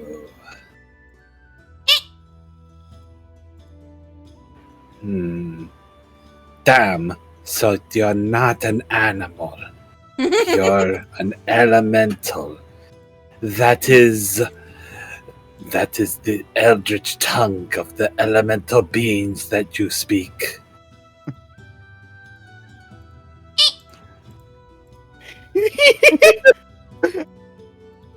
Well, yes, but I imagine that elementals don't defecate. How did you know what I was going to ask him? It was a little bit obvious. Okay, well, this spell lasts for 10 minutes, so if anybody sees a cat or a dog that they want to ask a question, just let me know. Just slowly opens cape with like 15 bats in it. Oh. I mean, if you have any questions... Suddenly, Nani, you are hit with a cacophony of hi. Oh my gosh, what a talkative bunch of little cream puffs you are. Okay, everybody calm down. Let, like, one at a time, like you. I'm gonna say you. Okay. Okay, hello. Hi, horse lady. Okay, you're one of Tomas's little bat friends, are you not? Uh-huh. What are your feelings about Tomas? He's nice. He feeds us. Yeah. I like him. Okay. What do you do for Tomas? Some of us, we're kind of use like a echolocation to help him hunt. Oh, that's really interesting. I'm sure that's very helpful to him. Mm-hmm. I like you. By the way, you and all your friends, you're all adorable. He hides his entire face and body in his wings in embarrassment. Your little bat friends are adorable and shy. Well, at least that one is. The rest of them seem extremely talkative. And Thomas, you know that she was just talking to Spencer. Yes, that's Spencer. Oh, they all have names and they're all wonderful. I mean, while you're talking to them, could you ask that one what its deal is with me? Which one? Which one is it again?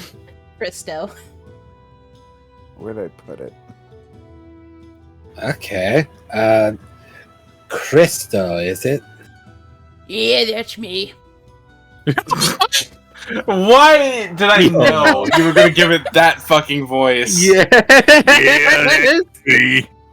Yes, fabulous. Hello, Christo. Do you have a Do you have a problem with Breia over there? Yeah, she's a right bitch.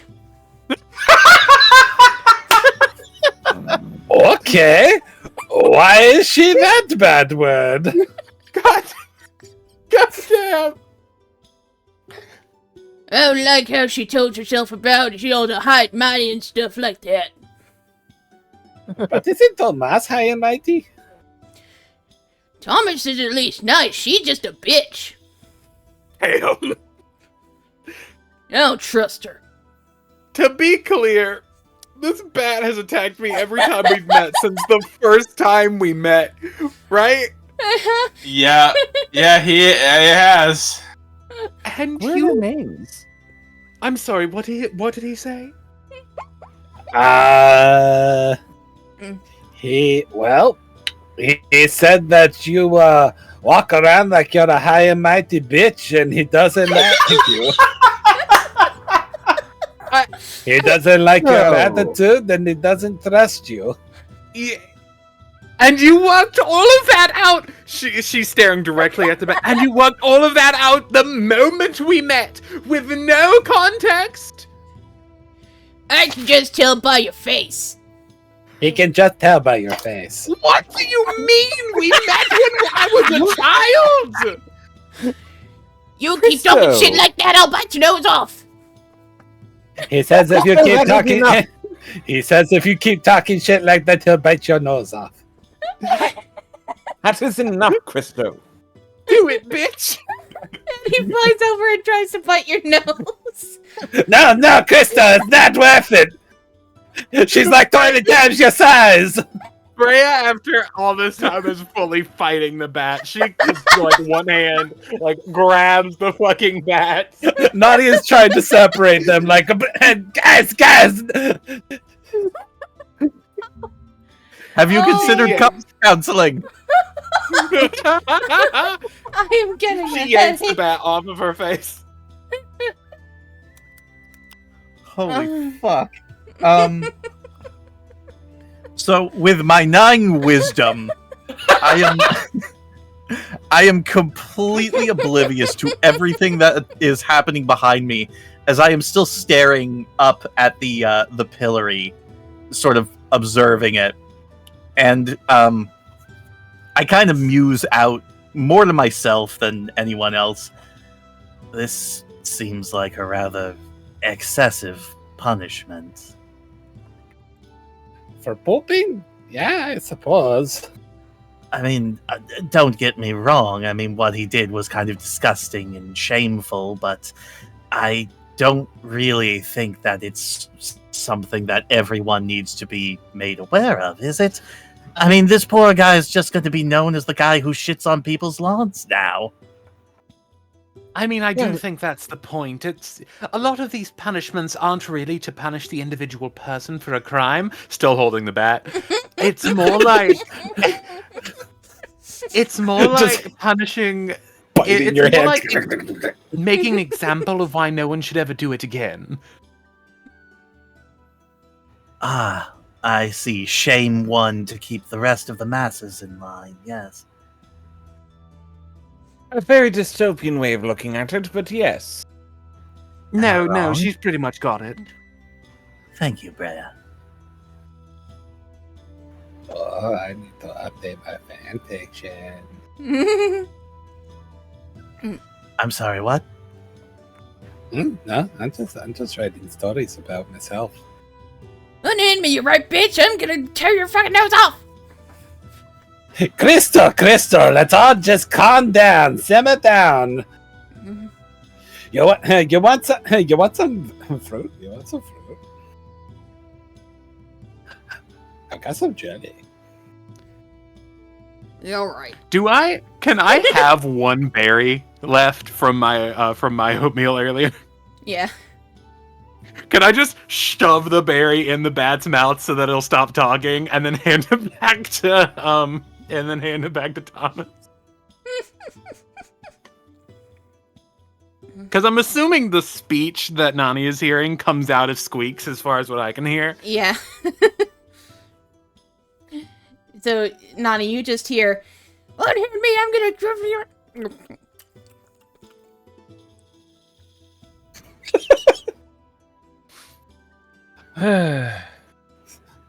Alright, well, that's the end of that conversation. This was very interesting. And Try me again, stupid bat. Don't antagonize him, he'll just attack again. Come on, Breia, be the bigger person here. I mean, you're literally like 20 times bigger than him and a person. So be the bigger person here. Breia, Fine. after all of that, you see another one of the bats, this one you know as Lewis, poke out his head. This is the one that normally feels sorry for you after Christo attacks you. Yeah, I know, that was a bit much. I'm sorry. I just don't like seeing him fight. It's not nice.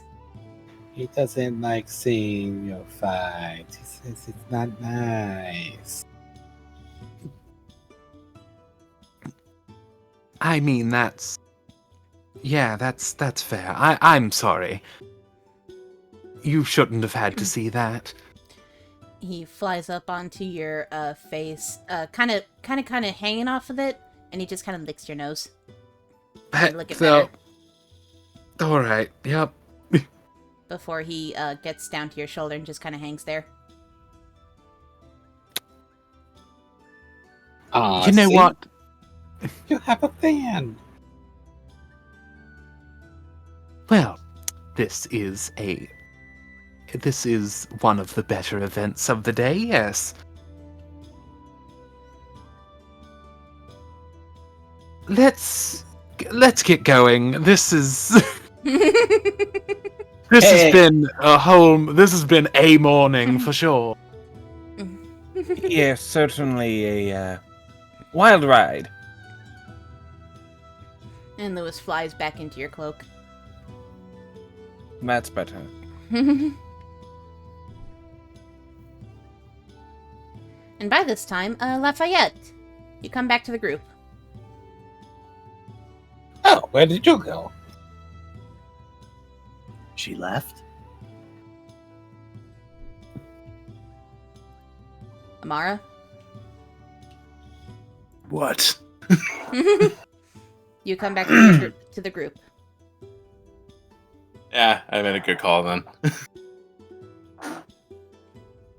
Damn, you left for the exact amount of time to avoid all the antics. Yeah, I did, didn't I? God damn. And Mishpa, Yo. you notice that she's carrying your sword. She blinks a little bit. Alright, the key was one thing, but I would really appreciate having that back. And you see that She'll show it. Yep, she'll show it off. You see that it is now sharpened and polished and like new. No cracks or buffs or anything of the sort. Oh. Thank you. He nods. She takes it, examines it more closely to make sure it's the same one, nods, and then puts it back into its sheath on her back and smiles at you. And hang on. Yep, sucker punch. The sucker punch of respect. That just hits my armor class. She pulls it back a little bit more this time so that it is not nearly as firm as it was last night. But she... but you know that she's doing it again as a sign of respect. Though you do feel a bit of a pinch on the inside of it. As if she's trying to say, swords off limits, don't do that again. At least not without letting her know. No promises. But she will just nod at that afterwards. Right then. I guess this task is done. What are we doing next?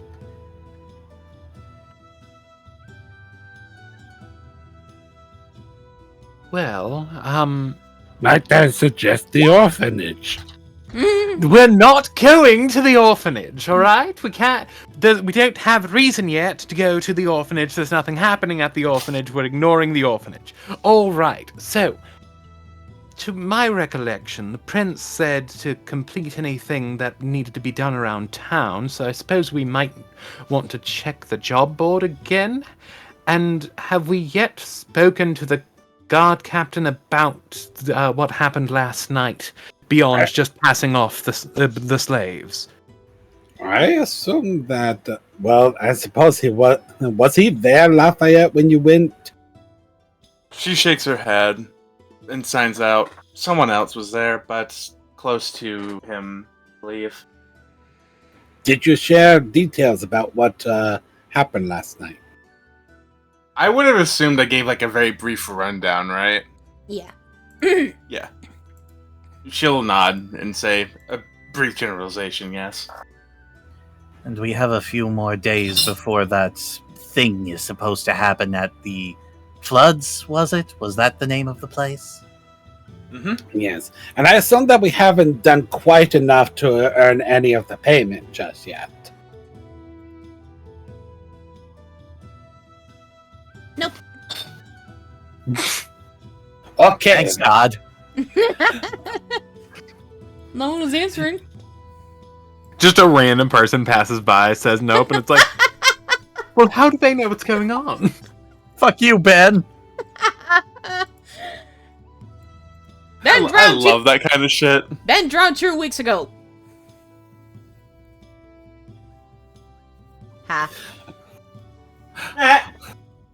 Right. Anyway. I get it. Fuck off.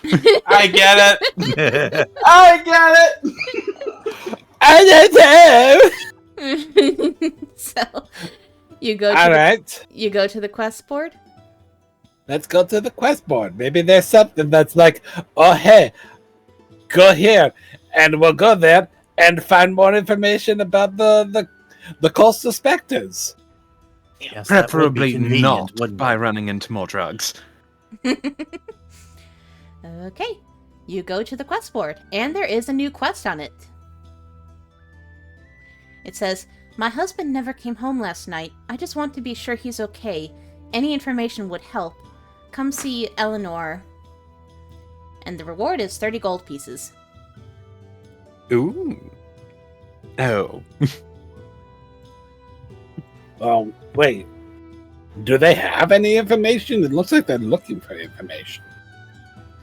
I think we're supposed to go see her, get a description of her husband, and then, figure out where he went. It's Okay. a missing persons task, yes. All right. Well, I'm probably good at tracking things down.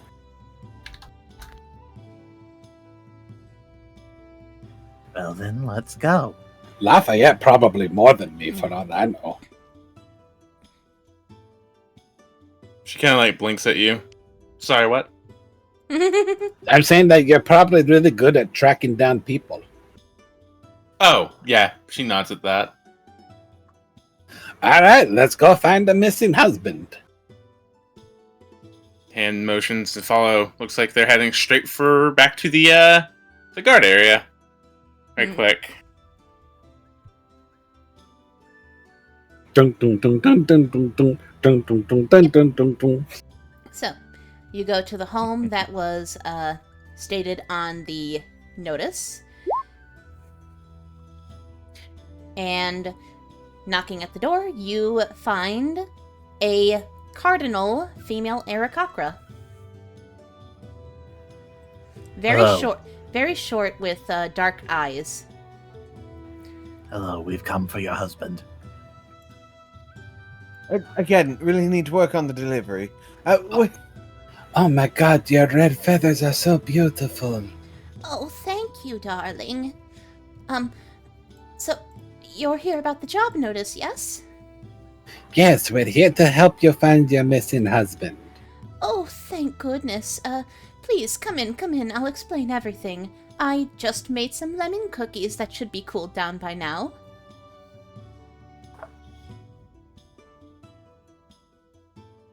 Ooh. Mishpa kind of perks up when she hears that. Is it like lemon bread? It's sweet lemon bread. I like lemon bread. You feel a very soft thump on your side, and Lafayette's looking at you. She will sign with one hand. Control. What? I was going to share it with you. Control. Because she knows that you would eat the entire thing. She does plate the lemon cookies. There are a good 24 there. And she looks to you. Would you like some tea and coffee with it as well? I don't know how long I'll be rambling on to you about this. Lafayette will point at the coffee. Okay. I will try I'll this take some tea. coffee as well. Can I have some coffee? No. No. The one time Lafayette somehow speaks, it's just a hard no. That's the only word she can speak. In a specific voice. Just no. That'd be really funny. We've seen what you're like. When you have honey, you do not need to try coffee. Why? Does coffee have sugar in it? Shakes head. Worse. Worse, it has caffeine. Oh, okay. Caffeine gives me a headache. Yes, that's the problem. I don't know why. I just take some caffeine, I black out, and the next thing I know, my head hurts. Passed out in the snow. This went on for several hours. I woke up with a popsicle stick in my mouth. Good lord. Lafayette will approach the counter and kind of point to the coffee pot before looking at Eleanor, was it? Yep. And make a hand motion basis asking, like, may I? Oh, sure, darling. She will bow her head thankfully and begins to pour 2 cups worth. For this one's for Mishpa in particular because she knows how coffee is normally by itself, so Lafayette will kind of give her blend of what she likes, which is like a few sugars, some cream, and I believe that's it. I believe actually she also adds like a pinch of vanilla into it too. Before handing it over to her.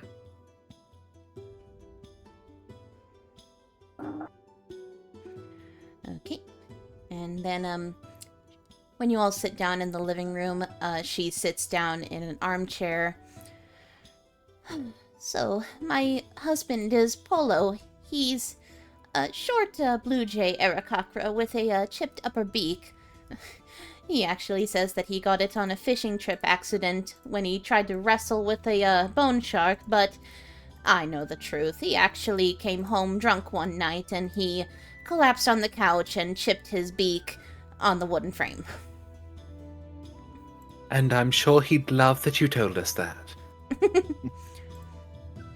It's something we laugh about. But last night he went out drinking with some coworkers after working on the ship. He told me he'd be home around 10. His friends would take him home.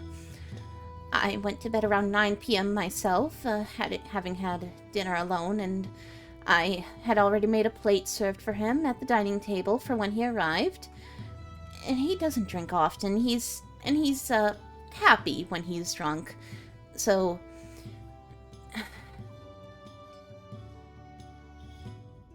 but in the morning, I was concerned when I woke up and went downstairs to check on him at around 6 a.m.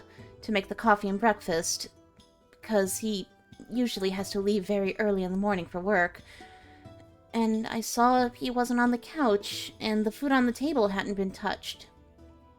I went to ask his friends if they had seen him, and they said that he stepped out for a bit for some fresh air, and they haven't seen him the rest of the night. It's not like him to wander off by himself. Where were he and his friends when they were out making merry? They went to the local tavern, the Golden Parrot. I want to say they left... Well, I don't know. Their shift usually ends at around 5 or 6 p.m.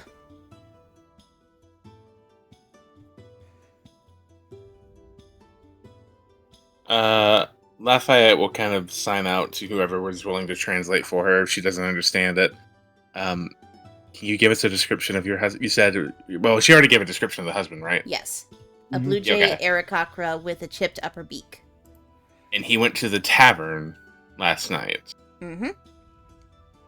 After his shift, and he never came home. And his buddy said that he stepped out, and he never came back into the tavern. Mentioned he was a dock worker? Yes. He is a fisherman.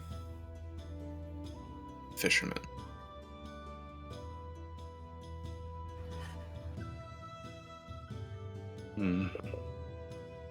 Hold that thought then, because I need to think.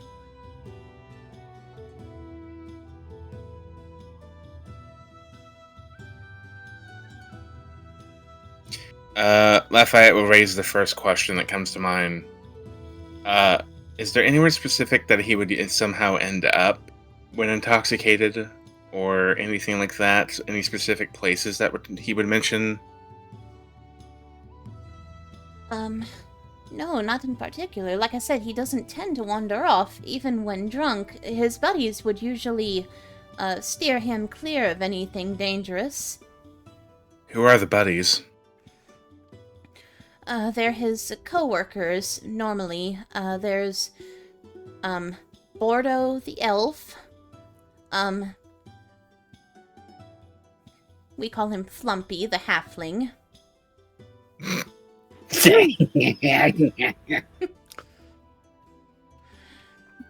And then, Lyra, the tiefling. And they work down at the docks as well? Same Yes. ship and everything? Yes, same shift. Stray thought. When I was kidnapped, did I happen to see any of the other dock workers there? You saw the dock workers, but that's different from the fishermen. Okay. I just didn't know if there was like any potential correlation with that or not. Yeah, no, the dock workers are meant to like unload and load ships for taking goods and taking goods and such. The fishermen are the ones who actually get on the sea boats and go out fishing. Fair question. I just wanted to ask, is like, because you never know, one of them could have been doing that for like extra work or something. Yeah. So I just figured I'd toss that out there. Yeah. All right. Do you know where they live? Oh, yes, they live on this side of town, a few doors down. But they'd be at work right now. Where do they work exactly? Are they on a boat? Currently, they'd be getting ready to set sail. They don't sail too far out. Do you know where their boat is? Yes, Dock 3. How far are we from Dark 3? Since this is a large town, but it doesn't take a lot to get anywhere, especially with your brand of shortcuts. It would take about 10 minutes. Lafayette will look to the others and begin to sign out. That might be our best starting point. If we are quick on our movement, we can get there and meet up with them. Ask some questions there. That, and we can also check the Golden Parrot, see if there are any signs of a struggle or anything there. We'll hit the docks first. Dock 3. That's where they are, right? And it's better to catch them before they leave, instead of having us wait. Then we can go to the tavern afterwards. Right. And Lafayette will stand up and take a sip of the coffee before pulling her mask up and setting it down onto the table. Mm-hmm. Thank you again for looking into this. I just hope that he's safe. We'll bring back word on whatever we find, but I'm sure he is fine. Thank you. Bless you all. Lafayette's actually going to look towards you, Thomas, and points to you directly. Yes. How well can you control those bats? Are they very loyal to you? Oh, absolutely. I raised them since they were kids. Then perhaps they could have a use. Are you able to send them out to kind of scan the area around us to see if they can't find them at all? So, of course. They hunt all the time. They have great eyesight. Then perhaps this would be a good opportunity to put them to use. See if they can't find a lead on the bird that we're looking for. Right.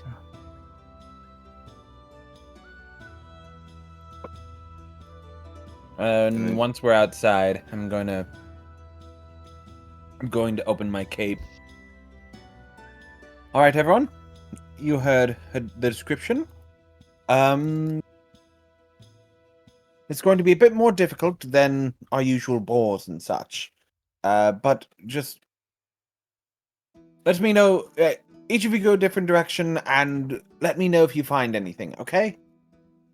You hear a cacophony of squeaking, which, to you, Thomas, it's a cacophony of affirmatives, as they all start to flow out from your cloak in different directions. Fly, you fools. Fly, my pretties! Can I just mention that we were everyone was up in arms about the scientific validity of bee vomit, but no one questioned the scientific validity of the phrase, "My bats have good eyesight," a thing that bats are known to have. They do not. They have good echolocation, but I'm so dead from like everything else that has happened already. I can't exert more emotion. Like, I know what you It's meant. been a night, yes. I know what you meant, but bats very explicitly are bad at seeing. Yeah. I kind of Freudian slipped that.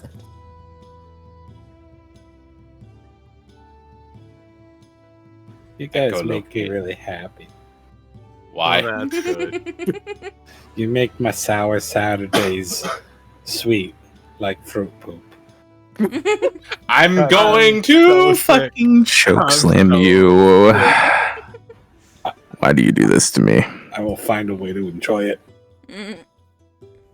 I will destroy you. In bed. I'm gonna be honest. Maybe That's what I someday. was thinking too, just by the way you were saying it. Maybe. Yes, ma'am. Oh. Oh.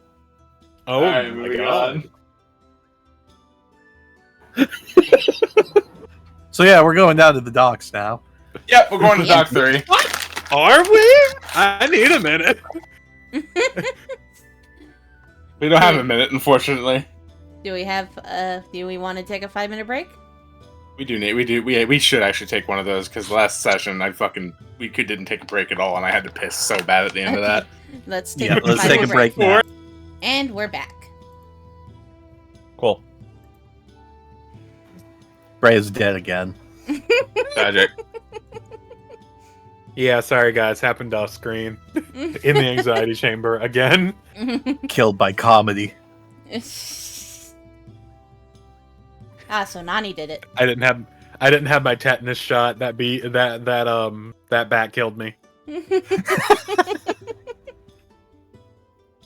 You mean rabies? Rabies shot, whatever. Shut up. Yeah, I didn't know that the bats had metal teeth. Shish. I know what I said. Anyway, so the bats have been sent out, and the rest of you go to Dock 3. Yes. Yes. Okay, at Dock 3, you actually do see a sailing ship not too far out from shore. And in fact, you do see a female tiefling, a male halfling, and a male elf starting to man some nets. Like, when you say it's not too far out from shore, that means that they're not at the shore. Right, they're not at the shore, but it's like they're disembarking.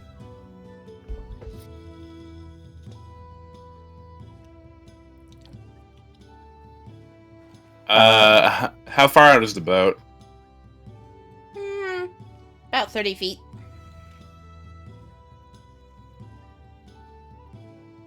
Should we, like, held them down or something?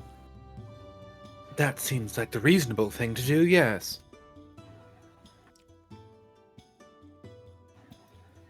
Mishpa's going to start waving them down because nobody else is doing it apparently.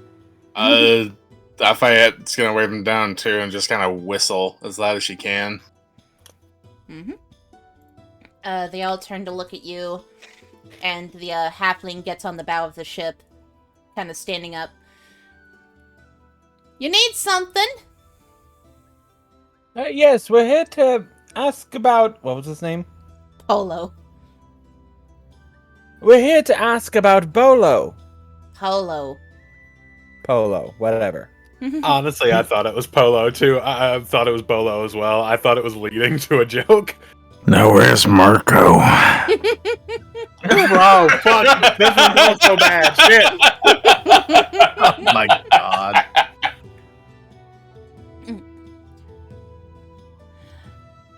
Oh, you've seen Polo? Well, Now? no, we haven't. We were wondering if you could tell us about the last time you did. Boy, maybe they can help us find Polo. And he's calling to his crewmates, and they start to sail the ship back to dock. After a few minutes, they dock and disembark the ship. Alright then, sorry about that.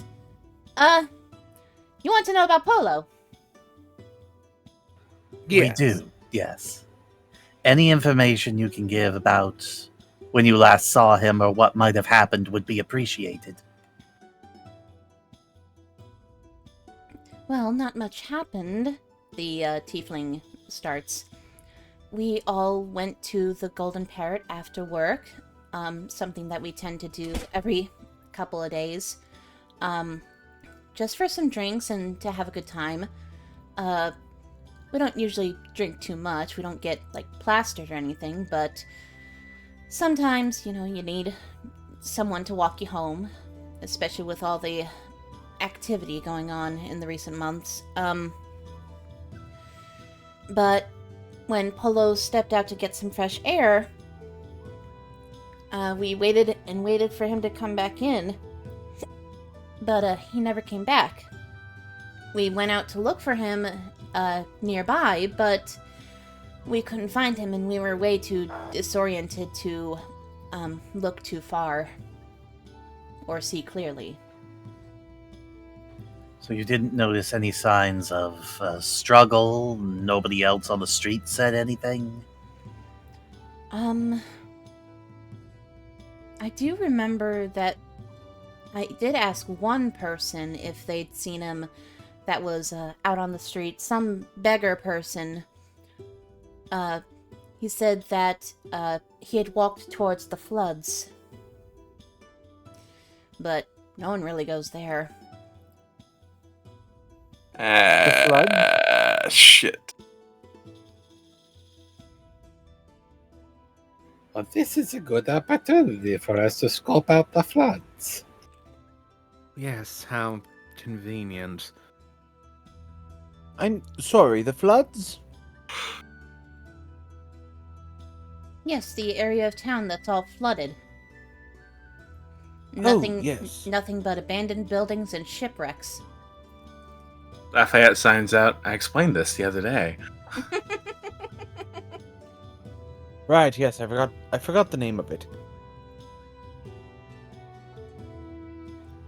I'm sorry, you forgot the most obvious. Never mind. I was about to say I'm going to withhold my sass. Nope, someone else beat me to it. It was the most obvious. It was the most obvious name.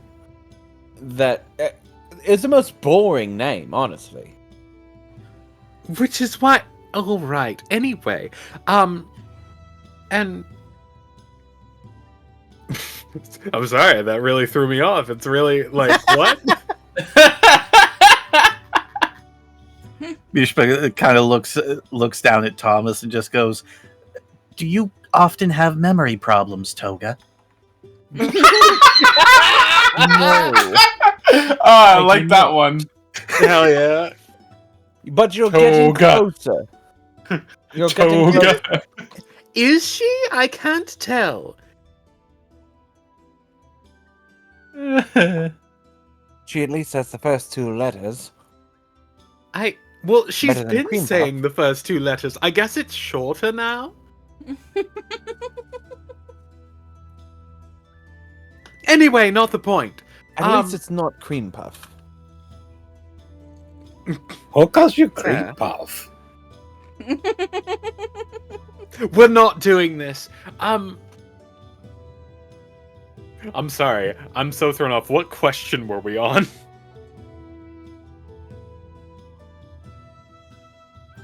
We had just been told that he walked towards the floods, and then that whole thing happened. And they asked that beggar lady, and that's what she told them? Or... Mm-hmm. Well, great. I suppose we should probably go find this beggar woman. Do you know... I'm assuming she was on a street corner somewhere. Would you happen to remember where exactly? Oh, yes, it was on the corner of the merchant district and the residential district, the seaside one. Right, of course. Well, we will do everything we can to find your friend. Please do. We're all terribly worried about him. I can imagine. It's not the kind of direction most people go willingly. Strange circumstances indeed.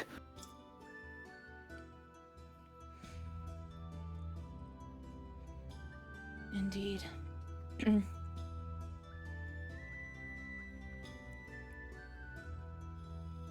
Just out of curiosity, before we leave you to your jobs, to your recollection, was he about as inebriated as you were? Do you recall? Yes, we all were pretty tipsy at the time. Not thinking straight. Yet he was still able to walk off towards the floods himself, apparently. Well, like I said, we weren't entirely inebriated. We could still walk fairly normally, just couldn't walk in too much in a straight line. And apparently we could communicate well enough because we were able to ask around if anyone had seen them. But most people, took us for just drunks who were wandering around. What did this beggar woman look like? She was an old woman, human. Grayed hair, very matted, wearing a dark cloak.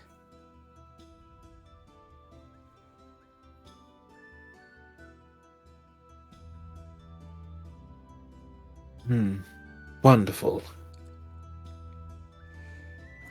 I guess that's going to be our next stop if Trombone's bats haven't found anything. And we're further again. All right. Do you, summon your bats or something, or...? Yes, they should be coming real soon. Great.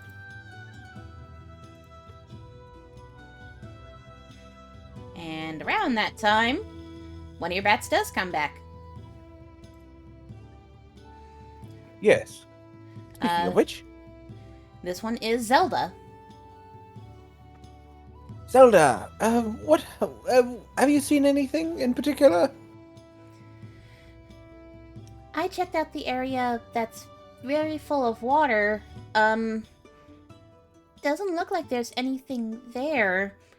But I did find, looking around the dark places, I love the dark a lot. I did find, a trapdoor. A trapdoor? Where? Uh-huh. In a building-looking place. A tavern-looking place, I think. And I found another. I found another thing too. Found another. Zelda, speak. Meanwhile, the rest of us are just hearing.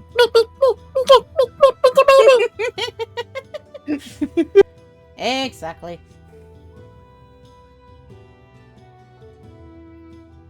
You said you found accepting this. Was the trapdoor in the?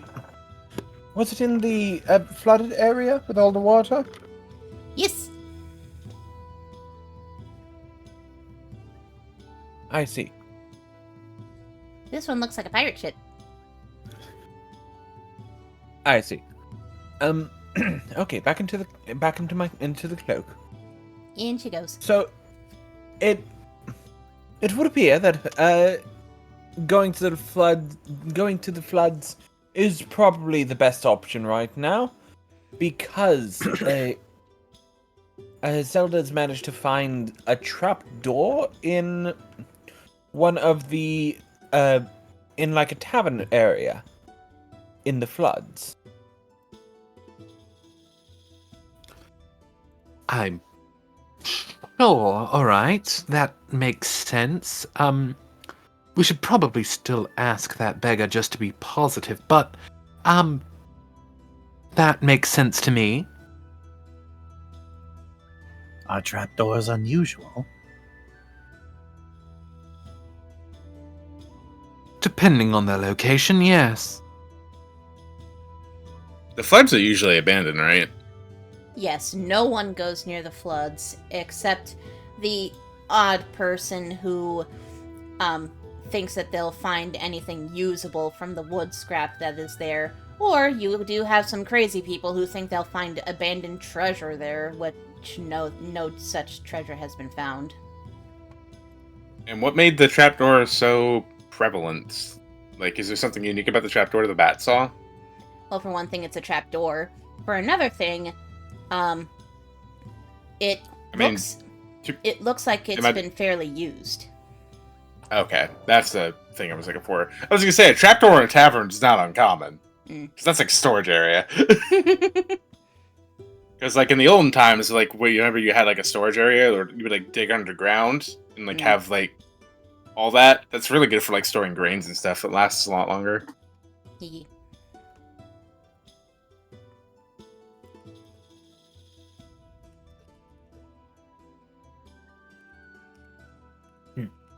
But after that, Lafayette will kind of ponder for a second and then just nod. Well, should sign this out. Well, it's like we have our starting point then. We can head over there and kind of do some recon ahead of time and see what's going on. I think that would be best. Though if we need to prepare, it would probably be wise to do so now. You were kind enough to handle my preparations for me, and she pats the hilt of her sword. Also, the coffee was very nice. Thank you for that. Thumbs up. Sure, then sign out. Plain coffee is a pain. Only do it when you're looking for pain. Oh right, black coffee's not that bad. Bitter. I mean, yeah, but when you say that, Mishpa kind of looks down at you. I didn't take you for a masochist. I think that was I. You know what? Never mind. Lafayette just kind of has like a grin under her mask. I don't like that I can tell what her mouth is doing. Eyebrow waggle before she turns away. Well, if I had any doubts, that has confirmed them. We should go. We should get going. We should go. Lafayette's already leaving. We need to go. I need a distraction. I need to look at literally anything that's not this situation. All right. How do you look at a situation?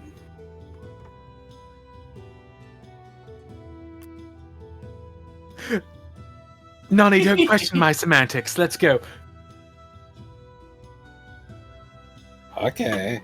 So, are you going to speak with the beggar lady, or are you going to go straight to the floods?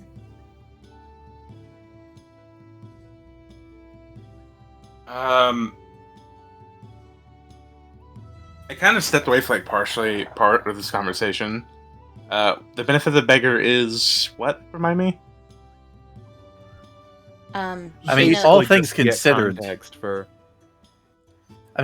considered, I don't think we'll get much more information out of the beggar woman. She'll probably just tell us, yeah, I seen him heading down that ways towards the floods.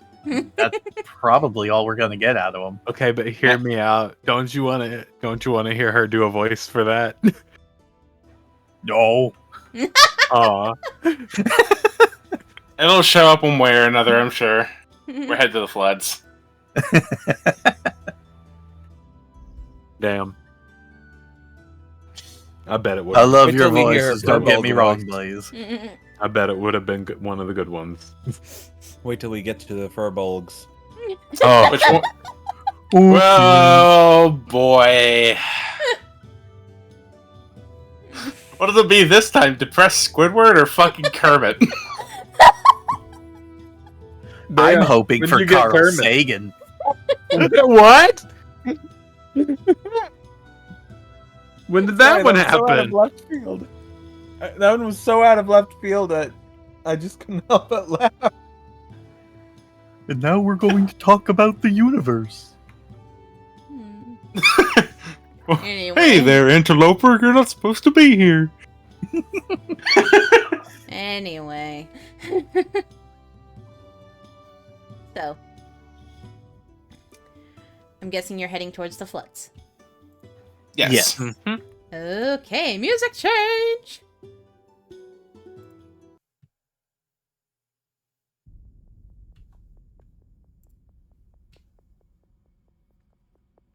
So, Boy, this sure looks like a tense path.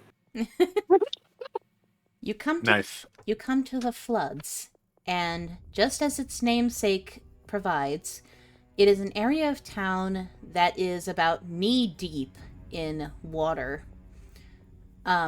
Completely flooded. For one of you, specifically, it's more like waist-deep. Lafayette? That is why I'm looking actively for high ground. Mm-hmm. Mishpa is the high ground. Well, I'm not rude. Up on her. I'm not rude. I'm not going to jump on her. One sec.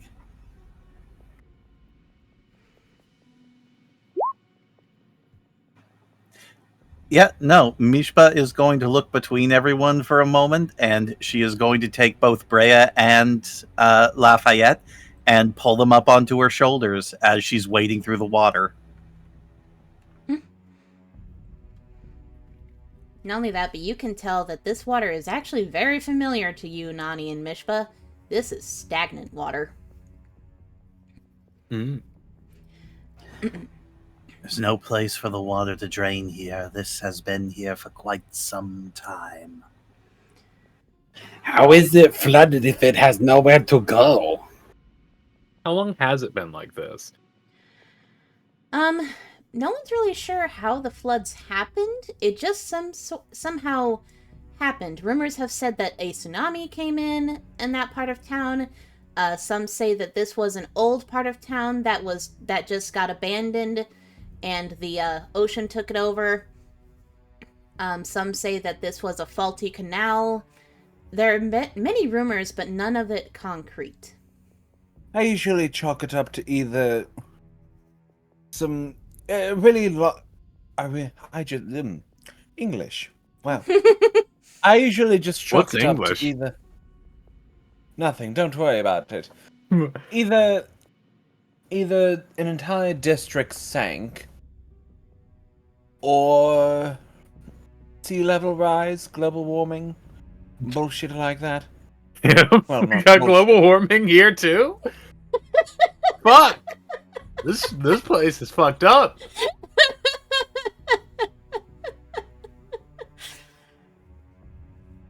Wild. No one really knows for sure, to be honest. It Too many might have been a mages tsunami casting or something. plastic.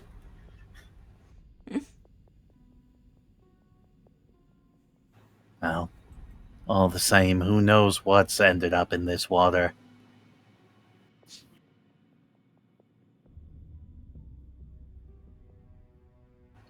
It certainly feels more pleasant than the water back home, but still.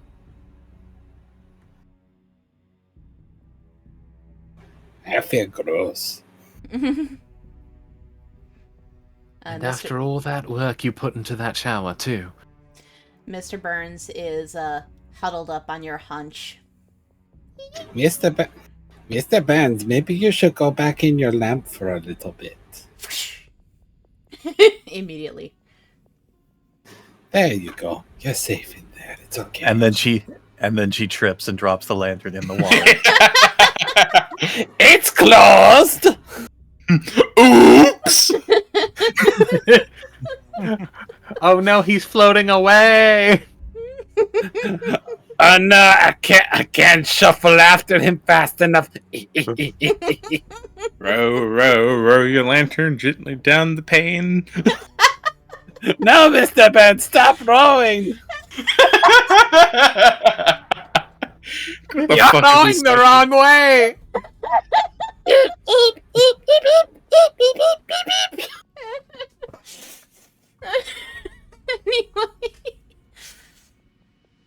Anyway. So which of these places are we looking for? Zelda comes out of the cloak once more and starts to actually lead you guys to where she found the trapdoor.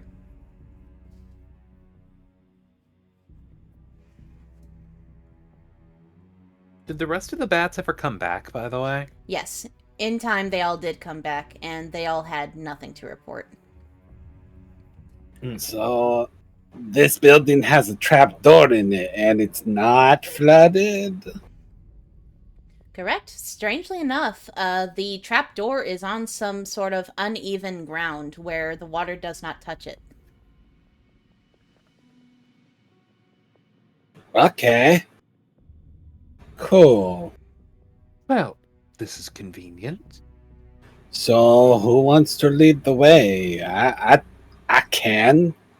Like, I'm very observant and I can create light. I would like to scan the exterior right quick. Is there like anything that's kind of giving me like red flags to look out for? Like any potential traps or anything or indicators that would warn someone inside? No red flags that you can speak of. This looks like any old decrepit, abandoned tavern that is barely standing. Like, the only reason that the trapdoor is so hidden is because that it's underneath a shambled roof. Hmm. And this is dry land because of the angle right now, right? Yeah. Okay. Lafayette's gonna slide off of Mishpa. Mm-hmm. And Lafayette will take point. She's going to kind of poke her head around right quick and then kind of kneel down to look at the trapdoor before opening it. Mm-hmm. It opens with ease. It's not locked, not trapped, or anything of the sort. Almost as if they expect people to be coming in through this way. And you also see that it seems to be a stone staircase that has been carved out of the stone, and the tunnel also looks like something burrowed its way down there rather than constructed. Yes. So It's made of stone. Yes, the floor here is made out of 4.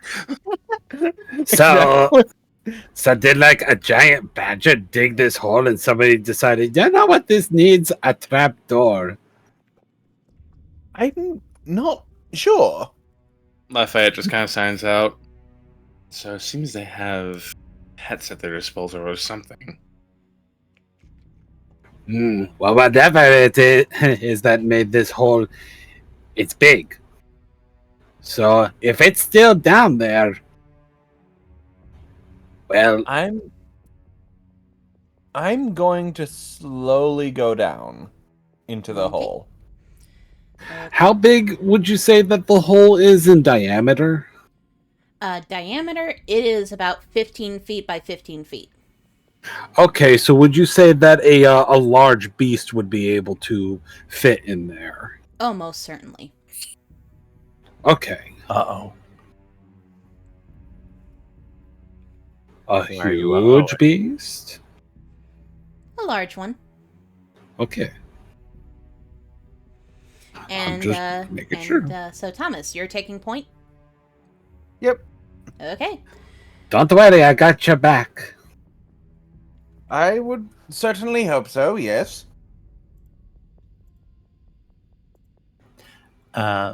Mishpa will gently set Breia down next to the trap door before slithering down herself, looking back towards her and Lafayette. Has Lafayette gone down yet? No, she hasn't. Okay. She'll look back at the two of you. Stay close behind me. And she will slither after the other two who have already gone down. Lafayette just kind of sits on the tail and just rides it down. I was gonna say, yeah, that's even. Breia's not rude and will climb down normally. It's not rude, it's being efficient. Without me having to do anything. Also, just the idea of riding a snake tail down a like pit that is meant to be descended with a ladder terrifies me. Hey, Wait, is it like a steep drop or? No, it is a staircase. Okay. Hey, Well, I mean, Breia. after the staircase, is it like a steep drop or is it just like a Nope, pit? it's just a staircase that goes all the way down. Oh. Hey, Breia. Yes. A worst case situation, you don't look like much of a runner. Are you good at running? I mean, I'm a bit offended that you would say that out loud, but that is a fair assessment, yeah. Okay, noted. If we need to run, and if my cinder hole works, I will carry you. Thank you? You're so fucking weird! Don't worry. You will understand if the time comes. Why do you say things like that? You have to understand that that's extremely threatening stuff to say. It's so vague. It's so vague. What's so threatening about it? I'm offering to help you. Okay, yes, and I got that, and I thanked you for it, and that's fine. But the way you're saying it is so vague, it sounds a bit like a threat. When people say Lucifer. stuff like that... And what exactly is threatening about the way that I'm saying it? You're whispering it! You have to understand that you're whispering it. You weren't whispering before, and then you started saying vague stuff and whispering it. That's weird. It's more like muttering. That's what... That's worse. You have to understand that that's worse. Perhaps I do. Anyway, so you all go down the stairs. Okay. A very odd... What, you mean we don't want to have another 20-minute scene of just Nani and Breia talking back and forth, trying to psychoanalyze each other? Osplays DM. Oh, right. Jesus Christ. Very strange thing down here, though. It's such an official entrance to what would appear to be a very ramshackle tunnel.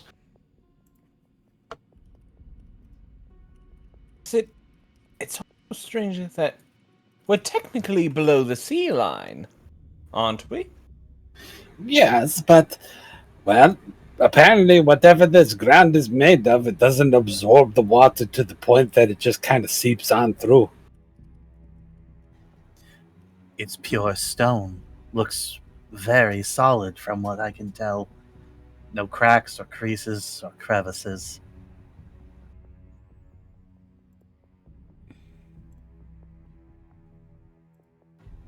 Whoever made this knew exactly what they were doing.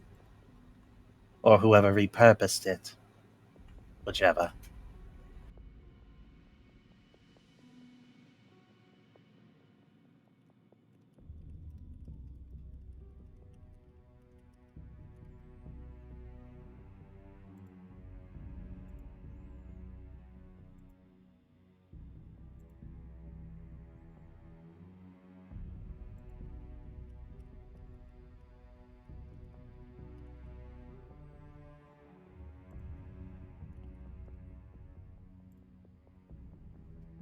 Okay, anyway.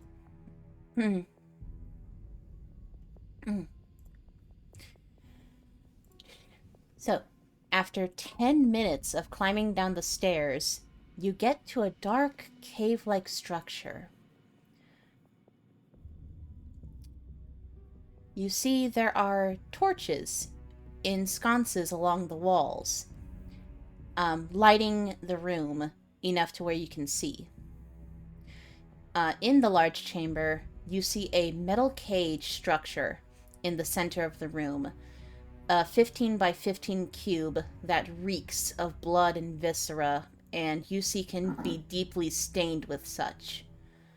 Around the room are very tall pillars, and you see that this structure, this entire room, is about 30 feet in height.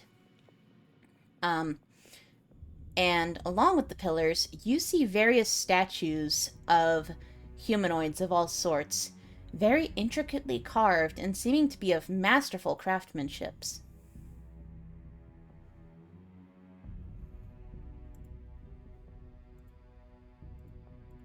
So in the middle, you said there was like a cage construct.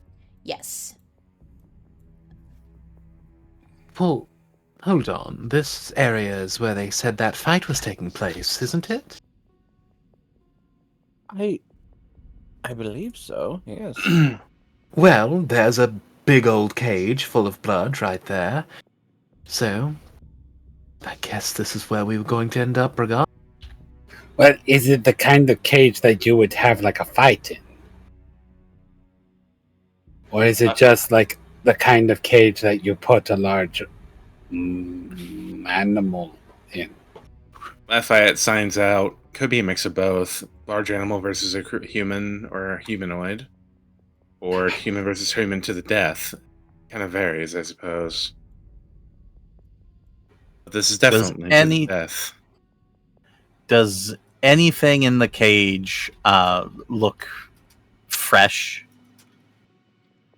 You see that the blood and viscera all kind of have melded together as if nothing is really cleaned in here. So, it's hard to tell what's fresh and what has been there for a couple weeks or so. You don't die in the fight, the diseases will get you. Is there, like, no one here? Is there, like, no signs of anyone here right now? There doesn't seem to be a sign of anyone here, but as you all draw nearer to the cage and further into the room, you hear faint growling that echoes throughout the chamber.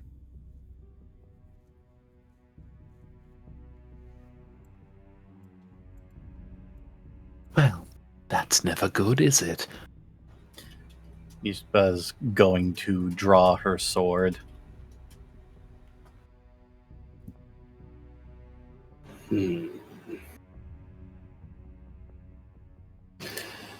Can Nani pinpoint where the sound is coming from? Go ahead and roll me a perception check.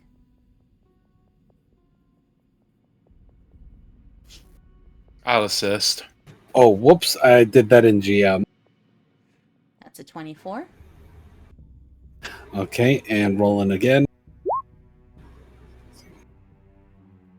Okay, I'll go with the 24. Well, you do notice one thing before the other.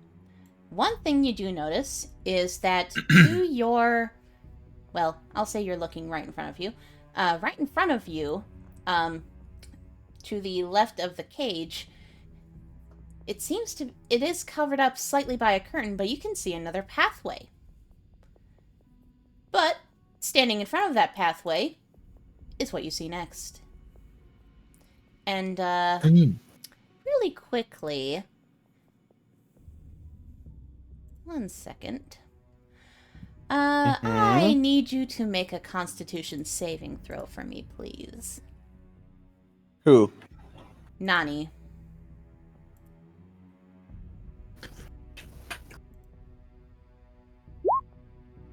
Uh-oh. As you catch a glimpse of what is stalking you, you feel your legs freeze up. as your body starts to turn to stone. Oh, fuck off. Oh, fucking hell. Uh-oh. Guys. Oh, my goodness. And that's where we're gonna end off this session. Bitch! A fucking basilisk? Come on! Oh, what the hell? Damn. Guys, I Damn, don't know why, but I'm a little bit stiff in the knees. It's because you don't stretch. Well, normally it would be that, but, look!